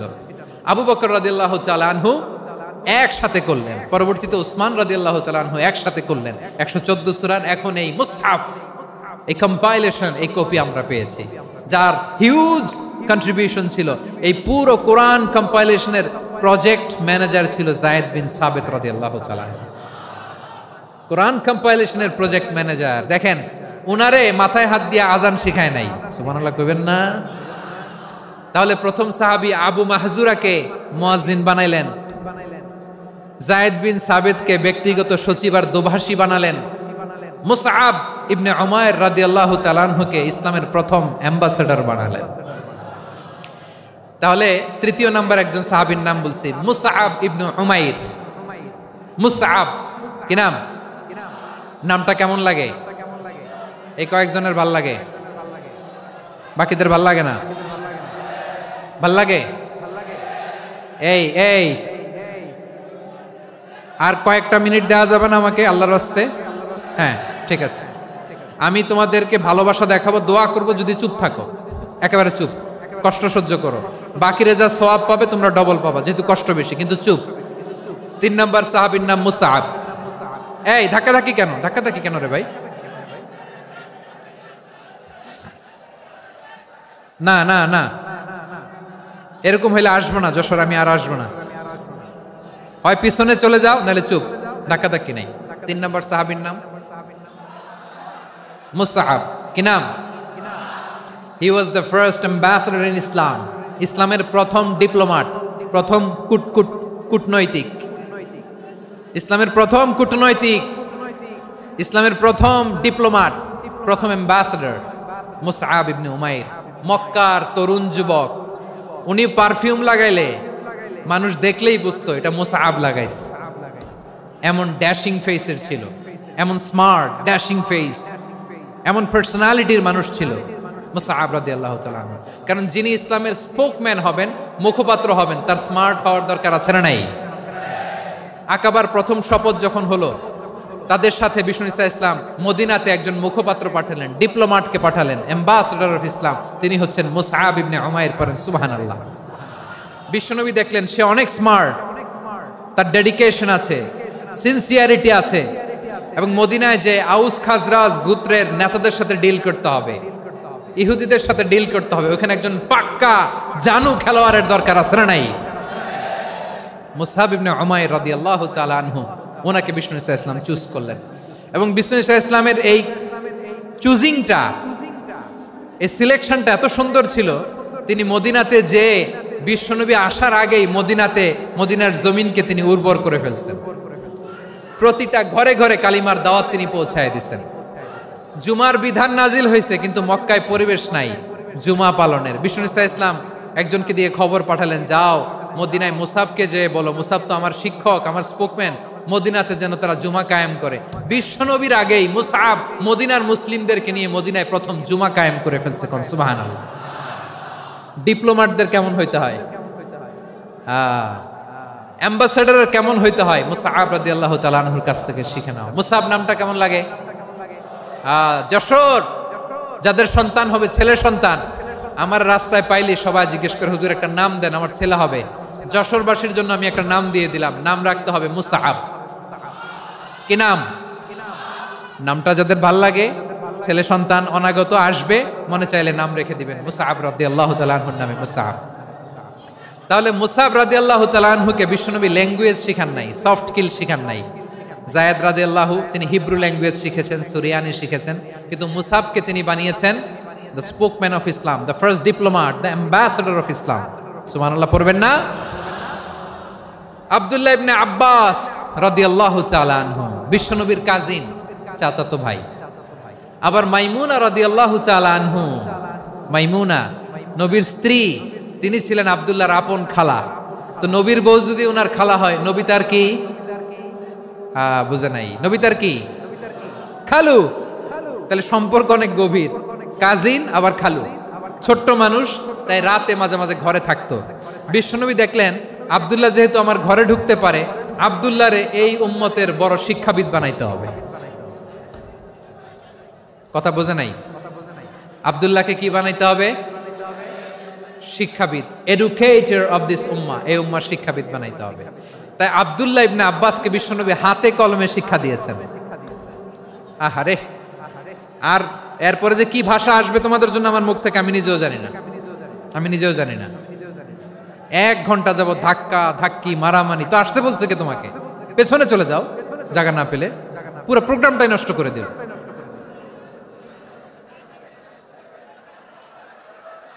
জি, আমার দিকে তাকান, আমি শেষ করে দিচ্ছি। হবে না, ইন্টেলেকচুয়াল আলোচনা এখানে হবে না, আমি বুঝতে পারছি, আমি শেষ করে দিচ্ছি। আব্দুল্লাহ ইবনে আব্বাস রাদিয়াল্লাহু তাআলা আনহু। মনোযোগ দিয়ে কয়েকটা মিনিট শুনুন, আমি এখনই শেষ করে দিচ্ছি, এরপর আওয়াজ করবে। এই যে এগুলো কি আমি বুঝলাম না। আমি বললাম না সব করা যাবে, বসে যাও, শুয়ে যাও, চলে যাও, আওয়াজ করা যাবে না। অন্যকে বসো এটাও বলার দরকার নেই, জাস্ট এদিকে তাকাও। আল্লাহ। আব্দুল্লাহ ইবনে আব্বাস রাদিয়াল্লাহু তাআলা আনহু, ওনাকে বিশ্বনবী হাতে কলমে শিক্ষা দিয়েছেন, যেহেতু উম্মতের শিক্ষাবিদ হবেন, এডুকেটর হবেন। তো বিশ্বনবী রাতে যখন তাহাজ্জুদ পড়তেন, ছোট্ট আব্দুল্লাহ ঘরে থাকতো, বুঝতে পেরেছেন? ছোট্ট মানুষ তো ঘরে থাকতো। তো বিশ্বনবী তাহাজ্জুদের জন্য একবার দাঁড়িয়েছেন, ছোট্ট আব্দুল্লাহ ওযু করে দাঁড়াইছে। আচ্ছা বলেন তো, ইমাম আর মুসল্লি মোট যদি দুইজন হয়, একজন ইমাম একজন মুসল্লি, তো মুসল্লি ইমামের কোন দিকে দাঁড়াবে? ডানে দাঁড়াবে। ছোট্ট আব্দুল্লাহ বোঝে নাই, বিশ্বনবী তাহাজ্জুদ শুরু করেছেন, উনি ইক্তেদা করছেন আর দাঁড়াইছেন বায়ে। কোথায় দাঁড়িয়েছেন? আব্দুল্লাহ বলেন, যখন আমি বায়ে দাঁড়ালাম, আখাযা রাসূলুল্লাহ সাল্লাল্লাহু আলাইহি ওয়াসাল্লাম উযুনি আল ইউমনা ইয়াফতিলুহা, বিশ্বনবী নামাজরত অবস্থায় আমার কান ধরে টেনে আমার ডান দিকে এনে দাঁড় করায় দিলেন। পড়েন সুবহানাল্লাহ। দেখেন হাতে কলমে শিক্ষা। আর জীবনে ভুল হবে? কথা কয় না, আর ভুল হবে? আর ভুল হবে না। এভাবে বিশ্বনবীর অনেক সঙ্গ পেয়েছেন, সফর করেছেন, একই বাহনে বসেছেন, এক বাহনে বসে লম্বা নাসিহত করেছেন, বলেছেন, ইয়া গোলাম ইহফাজিল্লাহ ইয়াহফাজকা, ইহফাজিল্লাহ তাজিদহু তুজাহাক, ইযা সাআলতা ফাসআলিল্লাহ ওয়া ইযা ইসতাআনতা ফাসতাইন বিল্লাহ। আল্লাহর বিধান মানো, আল্লাহর বিধান রক্ষা করো, আল্লাহ তোমায় রক্ষা করবে। আব্দুল্লাহ, চাইতে হলে আল্লাহর কাছে চাও, সাহায্য চাইতে হলে আল্লাহর কাছে সাহায্য চাও। মনে রাখো, গোটা বিশ্বের সবাই যদি তোমার সাহায্য করতে চায়, ততটুকুই করতে পারবে যতটুকু আল্লাহ তোমার নসিবে রেখেছে। গোটা বিশ্ব যদি তোমার বিরুদ্ধে ষড়যন্ত্রে দাঁড়িয়ে যায়, ক্ষতি ততটুকু করতে পারবে যতটুকু তোমার জন্য বরাদ্দ আছে, এর বাইরে কিছু করতে পারবে না। আওয়াজ করে বলেন ঠিক কিনা? এভাবে হাতে কলমে শিখিয়েছেন, বিশ্বনবীর সঙ্গ পেয়েছেন। ওনাকে বিষ্ণু ইসলাম শিক্ষাবিদ, এডুকেটর অফ দিস উম্মাহ হিসেবে সিলেক্ট করেছেন, হাতে কলমে শিখিয়েছেন। বিশ্বনবী একবার প্রকৃতির ডাকে সাড়া দিয়ে এসেছেন। এখন কি করতে হবে? নামাজের জন্য ওযু করতে হবে। বিশ্বনবী এসেই দেখেন ওযুর বদনায় পানি ভরা, খুশি হয়ে গেলেন, বললেন, কে রেখেছে পানি? একজন বলল, আব্দুল্লাহ রেখেছে। বিশ্বনবী অত্যন্ত খুশি হলেন, খুশি হয়ে একটা দোয়া করলেন, বললেন, আল্লাহুম্মা ফাক্কিহু ফিদ্দীন ওয়া আল্লিমহু তা'ওয়ীল। আল্লাহ, তুমি আব্দুল্লাহকে দ্বীনের বুঝ দিও আর কোরআনের তাফসীর শিক্ষা দিও। বিশ্বনবীর এই দোয়া এমন লাগছে, উনি রাইসুল মুফাসসিরিন, এই পৃথিবীতে যত মুফাসসির ছিল, যত মুফাসসির আসবে, সকল মুফাসসিরের সম্রাট হিসেবে স্বীকৃত হয়েছেন। আব্দুল্লাহ ইবনে আব্বাস, বিশ্বনবী ওনারে আজান শিখান নাই, বিশ্বনবী ওনারে ল্যাঙ্গুয়েজ শিখান নাই, বিশ্বনবী ওনারে অ্যাম্বাসেডর বানান নাই, হাতে কলমে শিক্ষা দিয়েছেন। ছোট্ট মানুষ, বিশ্বনবী ইন্তেকাল করলেন, আবু বকরের সময় গেল, ওমরে ফারুকের খেলাফত, তখনও তিনি তরুণ। ওমরে ফারুক রাদিয়াল্লাহু তাআলা আনহু ওনার ক্যাবিনেট মিনিস্ট্রির বৈঠকে এই আব্দুল্লাহ ইবনে আব্বাসকে পাশ দিয়ে বসায় রাখতেন। বয়স্ক সাহাবারা এটা পছন্দ করতো না, তারা বলতো, ঘটনা কি? আব্দুল্লাহর মতো ছেলে নাতি আমাদের আছে, এরা কেন রাখে ওমরে ফারুক? ওমরে ফারুক এটা টের পেলেন, তিনি বুঝতে পারলেন যে ক্যাবিনেট মেম্বাররা এটা পছন্দ করে না, ছোট্ট আব্দুল্লাহরা কেন রাখি, কেন যে রাখি, এটা একদিন বুঝাবো। একদিন মিটিং এ তিনি সবাইকে বললেন, ইযা জাআ নাসরুল্লাহি ওয়াল ফাতহ। এই আয়াত দ্বারা উদ্দেশ্য কি বলেন তো মুরব্বী সাহাবীরা? এক সাহাবী বলেন, এই সূরা দ্বারা উদ্দেশ্য, আল্লাহ বলেছেন আমাদেরকে বিভিন্ন ল্যান্ড, বিভিন্ন এলাকা বিজয় করতে হবে। ওমরে ফারুক বললেন, না, হয়নি। আরেকজন বললেন, বিজয় হওয়ার পর আমাদের বেশি বেশি আল্লাহর বরত্বের ঘোষণা দিতে হবে, এটা উদ্দেশ্য। ওমরে ফারুক বললেন, না, হয় নাই। যারা জিজ্ঞেস করেন কেউ পারে না। সব শেষে বিশ্বনবী ছোট্ট আব্দুল্লাহরে বলেন, আব্দুল্লাহ, ইদা জাআ নাসরুল্লাহি ওয়াল ফাতহ, এর দ্বারা উদ্দেশ্য কি বলো তো? ছোট্ট আব্দুল্লাহ বলেন, হুয়া আজালু রাসূলিল্লাহ। এই আয়াত দ্বারা বিশ্বনবীর বিদায়কে উদ্দেশ্য নেওয়া হয়েছে। ওমরে ফারুক বললেন, হাযা হুয়া, এটাই তো সঠিক উত্তর, এটাই সঠিক তাফসীর এই আয়াতের। কারণ ইদা জাআ নাসরুল্লাহি ওয়াল ফাতহ, যখন আল্লাহর সাহায্য আর বিজয় আসবে, ওয়া রাআইতান নাসা ইয়াদখুলুনা ফি দীনিল্লাহি আফওয়াজা, আপনি দেখবেন দলে দলে, ঢলে ঢলে, বানের পানির মতো মানুষ ইসলামের দিকে ঢুকতেছে, ইসলামের বিজয় হয়েছে। তো ইসলামের বিজয়ের মিশন নিয়ে নবী আসছে, বিজয়ী যখন হয়ে গেছে, এখন তো নবীর বিদায় হবে। জোরে বলেন ঠিক কিনা? কোন সাহাবী এই সূক্ষ্ম কথাটা ধরতে পারে নাই, ওই আব্দুল্লাহ ছাড়া। আব্দুল্লাহ যখন উত্তর দিছে সব সাহাবীদের টনক নড়েছে। এরপর থেকে কোনো ক্যাবিনেট মিটিং এ আর কোনো সাহাবারা কোনো প্রশ্ন করে নাই, আওয়াজ করে পড়েন সুবহানাল্লাহ। বিশ্বনবী আব্দুল্লাহ ইবনে আব্বাসকে দ্য এডুকেটর অফ দ্য উম্মাহ, উম্মার শিক্ষাবিদ হিসেবে গ্রহণ করেছেন। আওয়াজ করে পড়তে হবে আল্লাহু আকবার। সাহাবীদের নামগুলো মনে থাকবে? 1 নম্বরে আবু মাহজুরা, মুয়াজ্জিন বানাইছেন। যায়েদ ইবনে সাবিত, দোভাষী, ট্রান্সলেটর অফ প্রফেট, এবং তিনি ছিলেন বিশ্বনবীর ব্যক্তিগত সচিব। মুসআব ইবনে উমাইর, the first ambassador and diplomat of Islam. আব্দুল্লাহ ইবনে আব্বাস, এই উম্মার সবচেয়ে বড় এডুকেটর, শিক্ষাবিদ। আরেকজন ছিল আব্দুল্লাহ ইবনে মাসউদ রাদিয়াল্লাহু তাআলা। 2 আব্দুল্লাহ, আব্বাস গেল, আরেকজন হচ্ছে মাসউদ। মক্কার তরুণ, ছাগল পালতো মুশরিকের বিশ্বনবী আর আবু বকর রাদিয়াল্লাহু তাআলা আনহু একবার গেলেন, যে দেখে এই তরুণ দাঁড়ায় আছে। বিশ্বনবী বলেন, আমি খুব ক্ষুধার্ত, তোমার কাছে কি দুধ আছে ছাগলের? আব্দুল্লাহ ইবনে মাসউদ বলে, আছে। ওয়ালাকিন আনা মুতামান, কিন্তু যে দুধ আছে এটা আমানতের, আমি দিতে পারবো না। বিশ্বনবী এইটা শুনেই তার টার্গেট করে ফেলছে। আনা মুতামান, দুধ আছে কিন্তু এটা আমার মালিকের, আমি তো দরদ দেখাই, আমার মালিকের দুধ আপনি পথিক, আপনারে দিতে পারি না। বিশ্বনবী টার্গেট করে ফেলছেন, এরে আমার কাজে লাগাইতে হবে। বিশ্বনবী বললেন, আচ্ছা ঠিক আছে, দুধ দিও না, কিন্তু এমন ছাগি আছে কিনা যেই ছাগির সাথে কোনো ছাগলের মিলন হয় নাই, তার ওলানে দুধও আসে নাই, বাচ্চাও নাই, এরকম ছাগির থেকে যদি আমি দুধ খাই তাহলে তো সমস্যা নাই। বলতেছে, এরকম ছাগির থেকে দুধ খাইলে সমস্যা নাই, কারণ এরকম ছাগির ওলান থেকে দুধ আসবেও না। বলতেছে, ঠিক আছে, এরকম একটা ছাগি নিয়ে আসা হলো।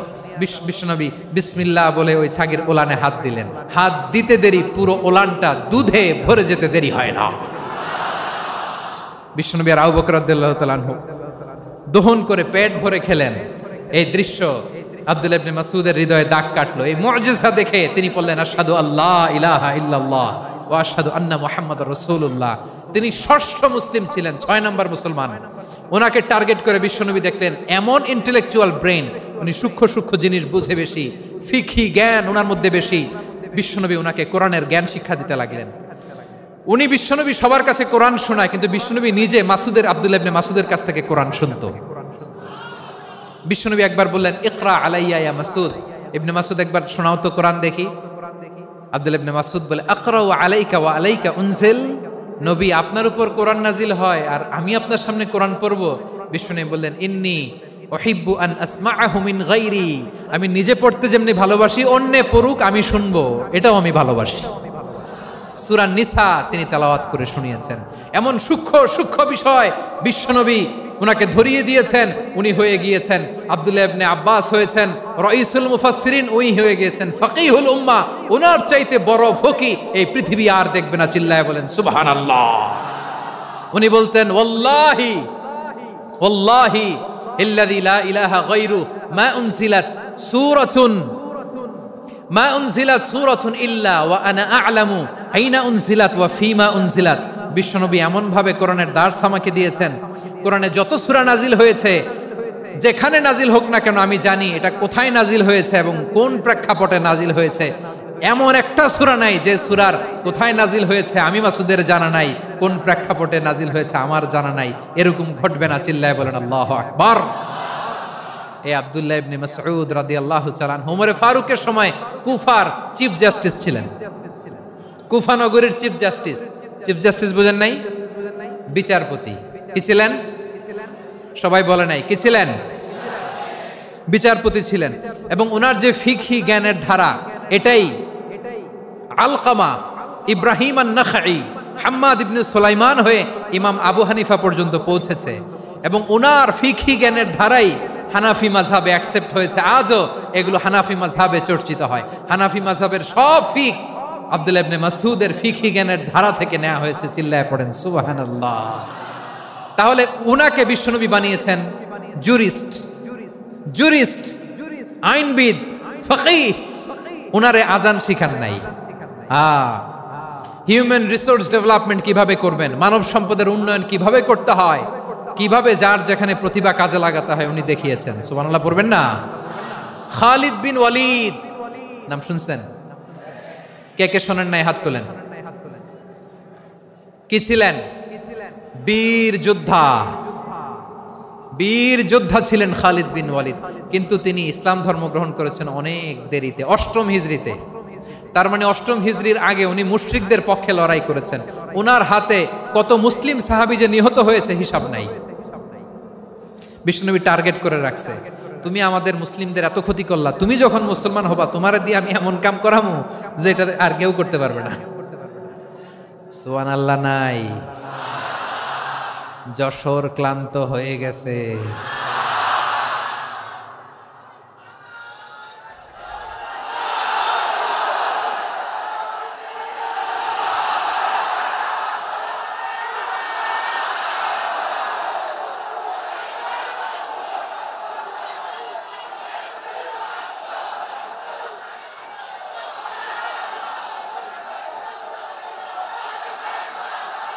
মাশাআল্লাহ, বসুন বসুন বসুন।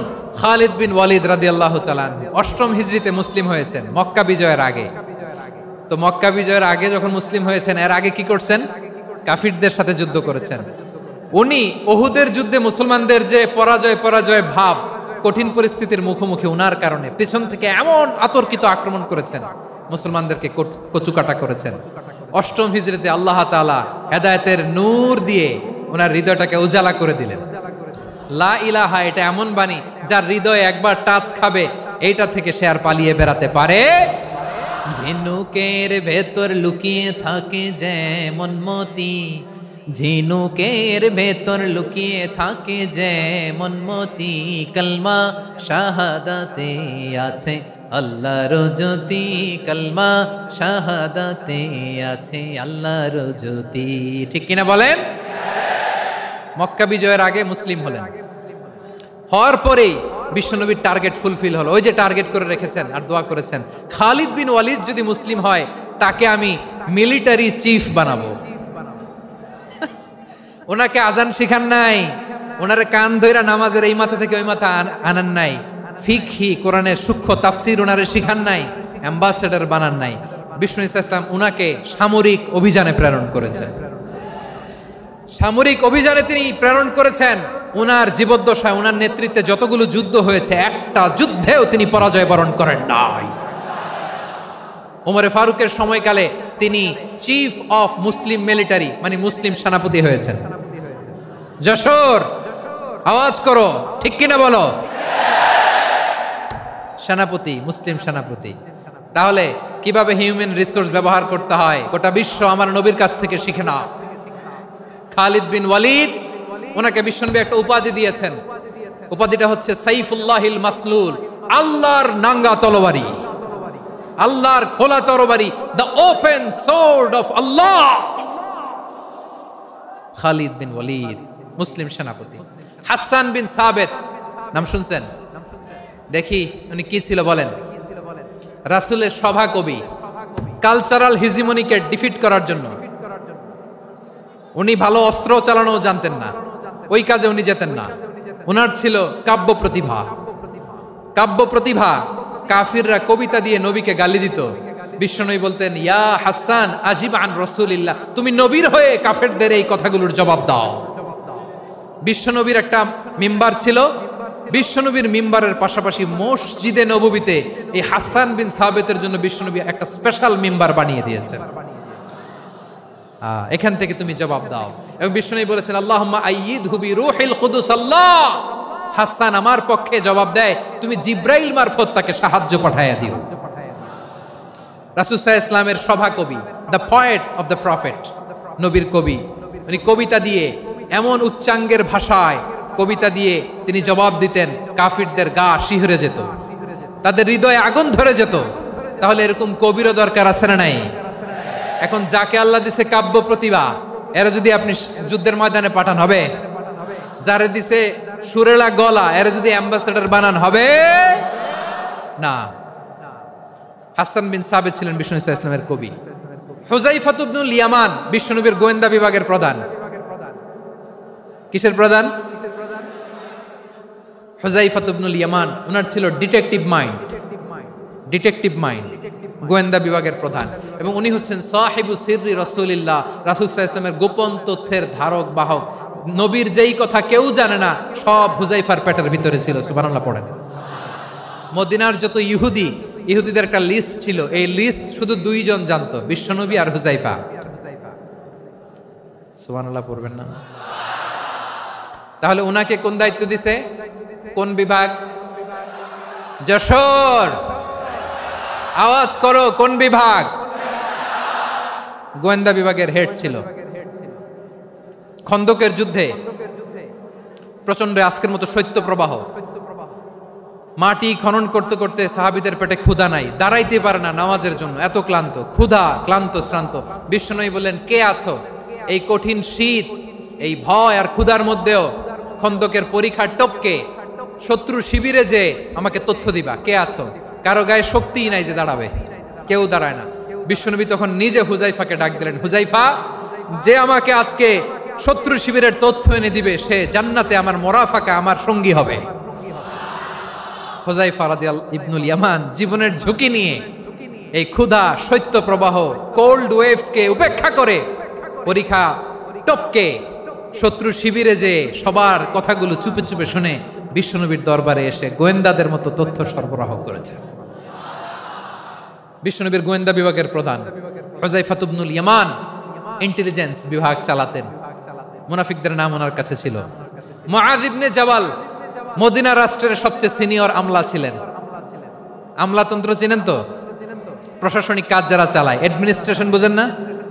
The department of administration. মদিনার রাষ্ট্রের সিনিয়র আমলা মুআয ইবনে জাবাল মুতাখাসসিসুন ফিল হালাল ওয়াল হারাম, হালাল হারামের স্পেশালিস্ট ছিলেন।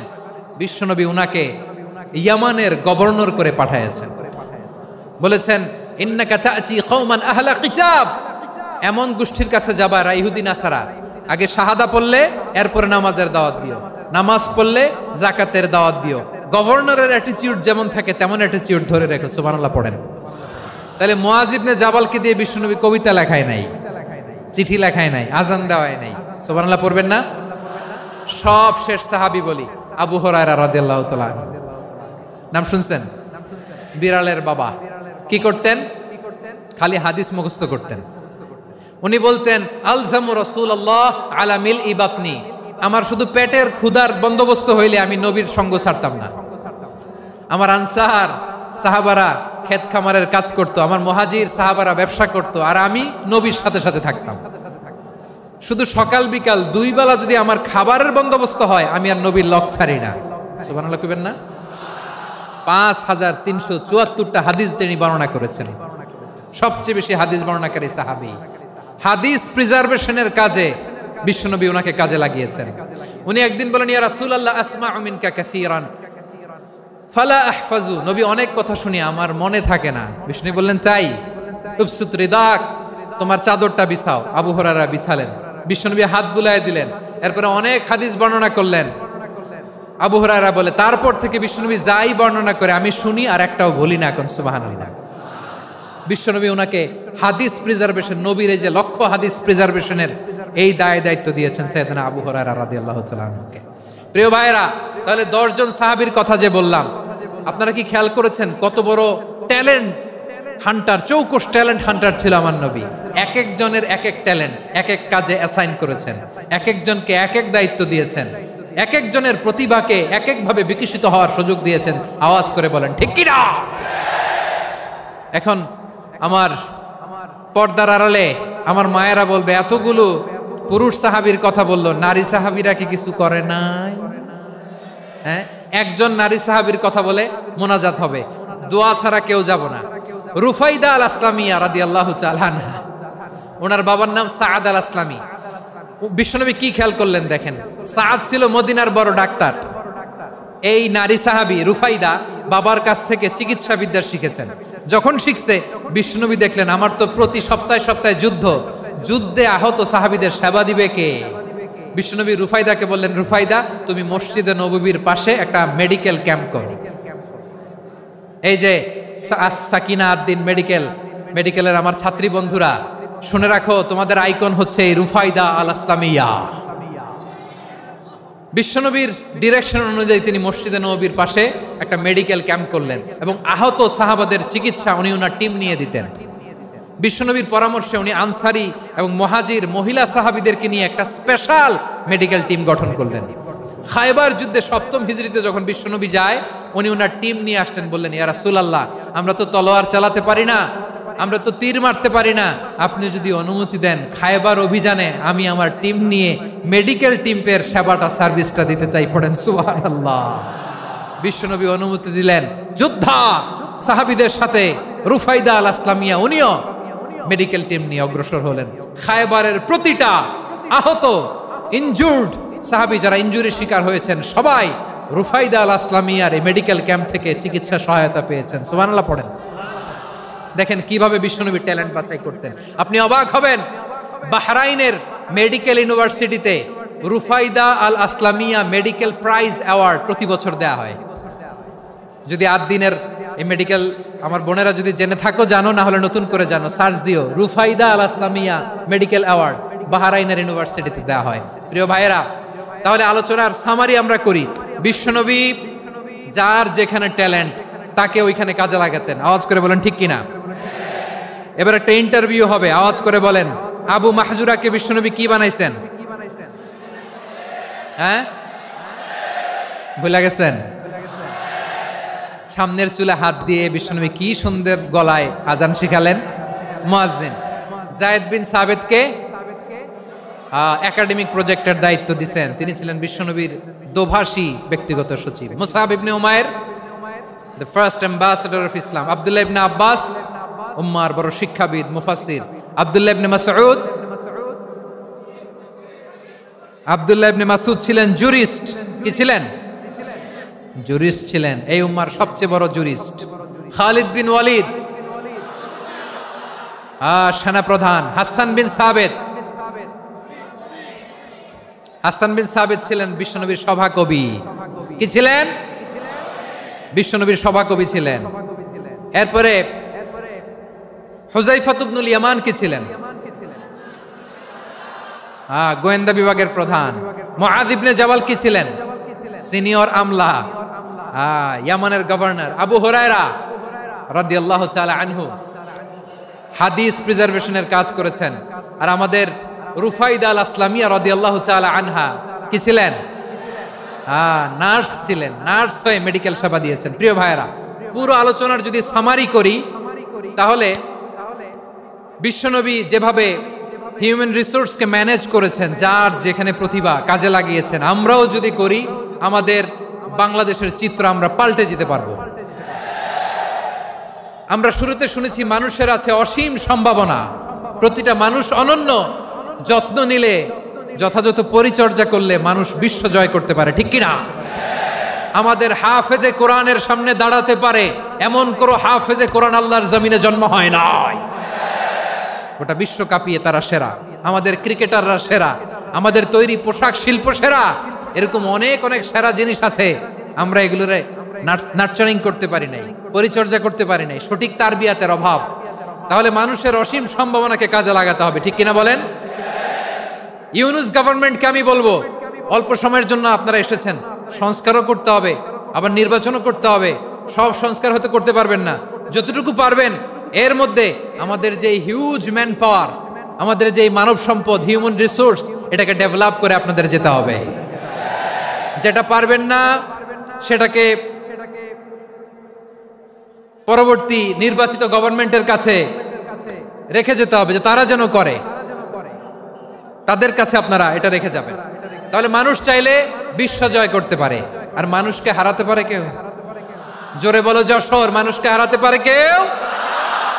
আল্লাহ আমাদেরকে জনসংখ্যা দিয়েছেন প্রিয় ভাইয়েরা। এই জনসংখ্যা অনেক বড় সম্পদ, এটা আমাদের জন্য অভিশাপ নয়, আশীর্বাদ। আমাদের জনসংখ্যাকে যদি আমরা জনশক্তিতে রূপান্তর করতে পারি, আজকে বাংলাদেশ যে অবস্থানে দাঁড়িয়ে আছে, বাংলাদেশ তার 20 গুণ উন্নতির শিখরে চলে যাবে। চিল্লায় বলো ঠিক কিনা? আমাদের শ্রমিক ভাইয়েরা বাইরে কাজ করে, আমাদের শ্রমজীবী ভাইয়েরা, প্রবাসীরা, তাদের ব্যাপারে গুরুত্ব দিতে হবে। আমাদের শ্রমের দাম সবচেয়ে কম, সবচেয়ে কম। তারা এম্বাসিতে গুরুত্ব পায় না, এয়ারপোর্টে গুরুত্ব পায় না। এই সরকার অবশ্য তাদেরকে অনেক গুরুত্ব দিচ্ছে। আমাদের অদক্ষ শ্রমিককে যখন আমরা দুবাই পাঠাই, অল্প বেতন পায়, কিন্তু ইন্ডিয়ানরা দক্ষ শ্রমিক পাঠাইলে তার 3 গুণ বেতন পায়। আমরা আমাদের শ্রমিকদেরকে অদক্ষভাবে আর পাঠাতে চাই না, দক্ষ শ্রমিক পাঠিয়ে আমরা রেমিটেন্সের বন্যা বইয়ে দেব। আমাদের শ্রমিকদের পাঠানো রেমিটেন্সের টাকায় সচল থাকে আমার দেশের অর্থনীতির চাকা। তাদেরকে সবচেয়ে গুরুত্ব দিতে হবে। আমরা পেয়েছি ফ্রিডম ফাইটার, মুক্তিযোদ্ধা, আর আমার প্রবাসী ভাইরা হচ্ছে রেমিটেন্স ফাইটার। জোরে বলো ঠিক কিনা? তাহলে আমাদের এই জনশক্তিকে জনসম্পদে ট্রান্সফর্ম করতে হবে, ঠিক কিনা বলেন? সরকার জনগণকে এভাবে পলিশ করতে হবে। মা বাবারা ছেলে মেয়েদের মধ্যে কার কোন যোগ্যতা তাকে ওইভাবে কাজে লাগাতে হবে। সবার এ প্লাস পাওয়ার কোনো দরকার নাই। আমাদের দেশে একটা টেন্ডেন্সি আছে, পরীক্ষায় এ প্লাস না পাইলে কই তুই কি করলি, পাশের বাড়ির ছেলে এ প্লাস পাইছে, যা ওর পা ধোয়া পানি খা। কি খা? তা আমি ভাবছি যে পা ধোয়া, এ প্লাস পাওয়া ছেলেদের পা ধোয়া পানির একটা পানির ব্র্যান্ড বানাইতে হবে। এরকম লেখা থাকবে, এ প্লাস পাওয়া ছেলেদের পা ধোয়া পানি। খাওয়া নাই, এগুলার খাওয়া নাই। ওরে আল্লাহ এ প্লাস পাওয়ার জন্য বানাইছে, আর আপনার ছেলেকে এই এ প্লাস গুলারে নিয়ন্ত্রণ করার জন্য আল্লাহ বানাইছে। ওকে দিয়ে আল্লাহ কি করবে আপনি জানেনই না। একটা এ প্লাস, একটা এ গ্রেড একটা মানুষের জীবনকে ঠিক করে দিতে পারে না। আপনার ছেলেকে আল্লাহ অন্যদিকে যোগ্যতা দিয়েছে। ওদের মনোবল ভাঙবেন না, খবরদার খবরদার। ছেলে মেয়েদের মনোবল ভাঙবেন না। যাকে দিয়ে যেটা হবে তাকে দিয়ে সেটা করতে হবে, তার প্রতিভাকে সেভাবে কাজে লাগাতে হবে। তাহলে বাংলাদেশ, আমাদের এই জনসংখ্যা জনসম্পদে রূপান্তরিত হবে। আমাদের সরকারের তত্ত্বাবধানে আমাদের 18 কোটি জনগণ দক্ষ জনশক্তিতে রূপান্তরিত হোক। আমরা চাই কি চাই না? আমরা ভালো মানুষ, শ্রেষ্ঠ মানুষ হতে চাই কি চাই না? ওই জাপানিজদের মতো সৎ, ওই ইউরোপিয়ানদের মতো কালচার্ড। আমাদেরকে আল্লাহ তাআলা কোরআন সুন্নাহ অনেক কিছু দিয়েছেন। যেহেতু বর্তমানে আমরা দেখছি তারা সৎ, তাদের মধ্যে ভ্যালু আছে, সেগুলো আমাদের মধ্যে আনার দরকার আছে না নাই? আর ইসলাম দিয়ে আমাদের জীবনকে সাজাতে হবে। ইসলাম দিয়ে আমার পরিবারকে সাজাতে হবে। ইসলাম থেকে, কোরআন থেকে প্রেসক্রিপশন না নিলে জীবন সুন্দর হবে না। কোরআন থেকে প্রেসক্রিপশন না নিলে সমাজ সুন্দর হবে না। কোরআনের প্রেসক্রিপশন না মানলে রাষ্ট্র সুন্দর হবে না। কোরআনের প্রেসক্রিপশন অ্যাপ্লাই না করলে শুধু দুর্নীতি দমন কমিশন দিয়ে দুর্নীতি বন্ধ করা যাবে না। এজন্য কোরআনের আইন আমরা চাই কি চাই না? প্রিয় ভাইয়েরা, হিউম্যান রিসোর্স ডেভেলপমেন্ট, মানব সম্পদের উন্নয়ন, আমাদের সরকার যেন এদিকে নজর দেয়। আমরা যেন এই ব্যাপারে যত্নবান হয়ে উঠি।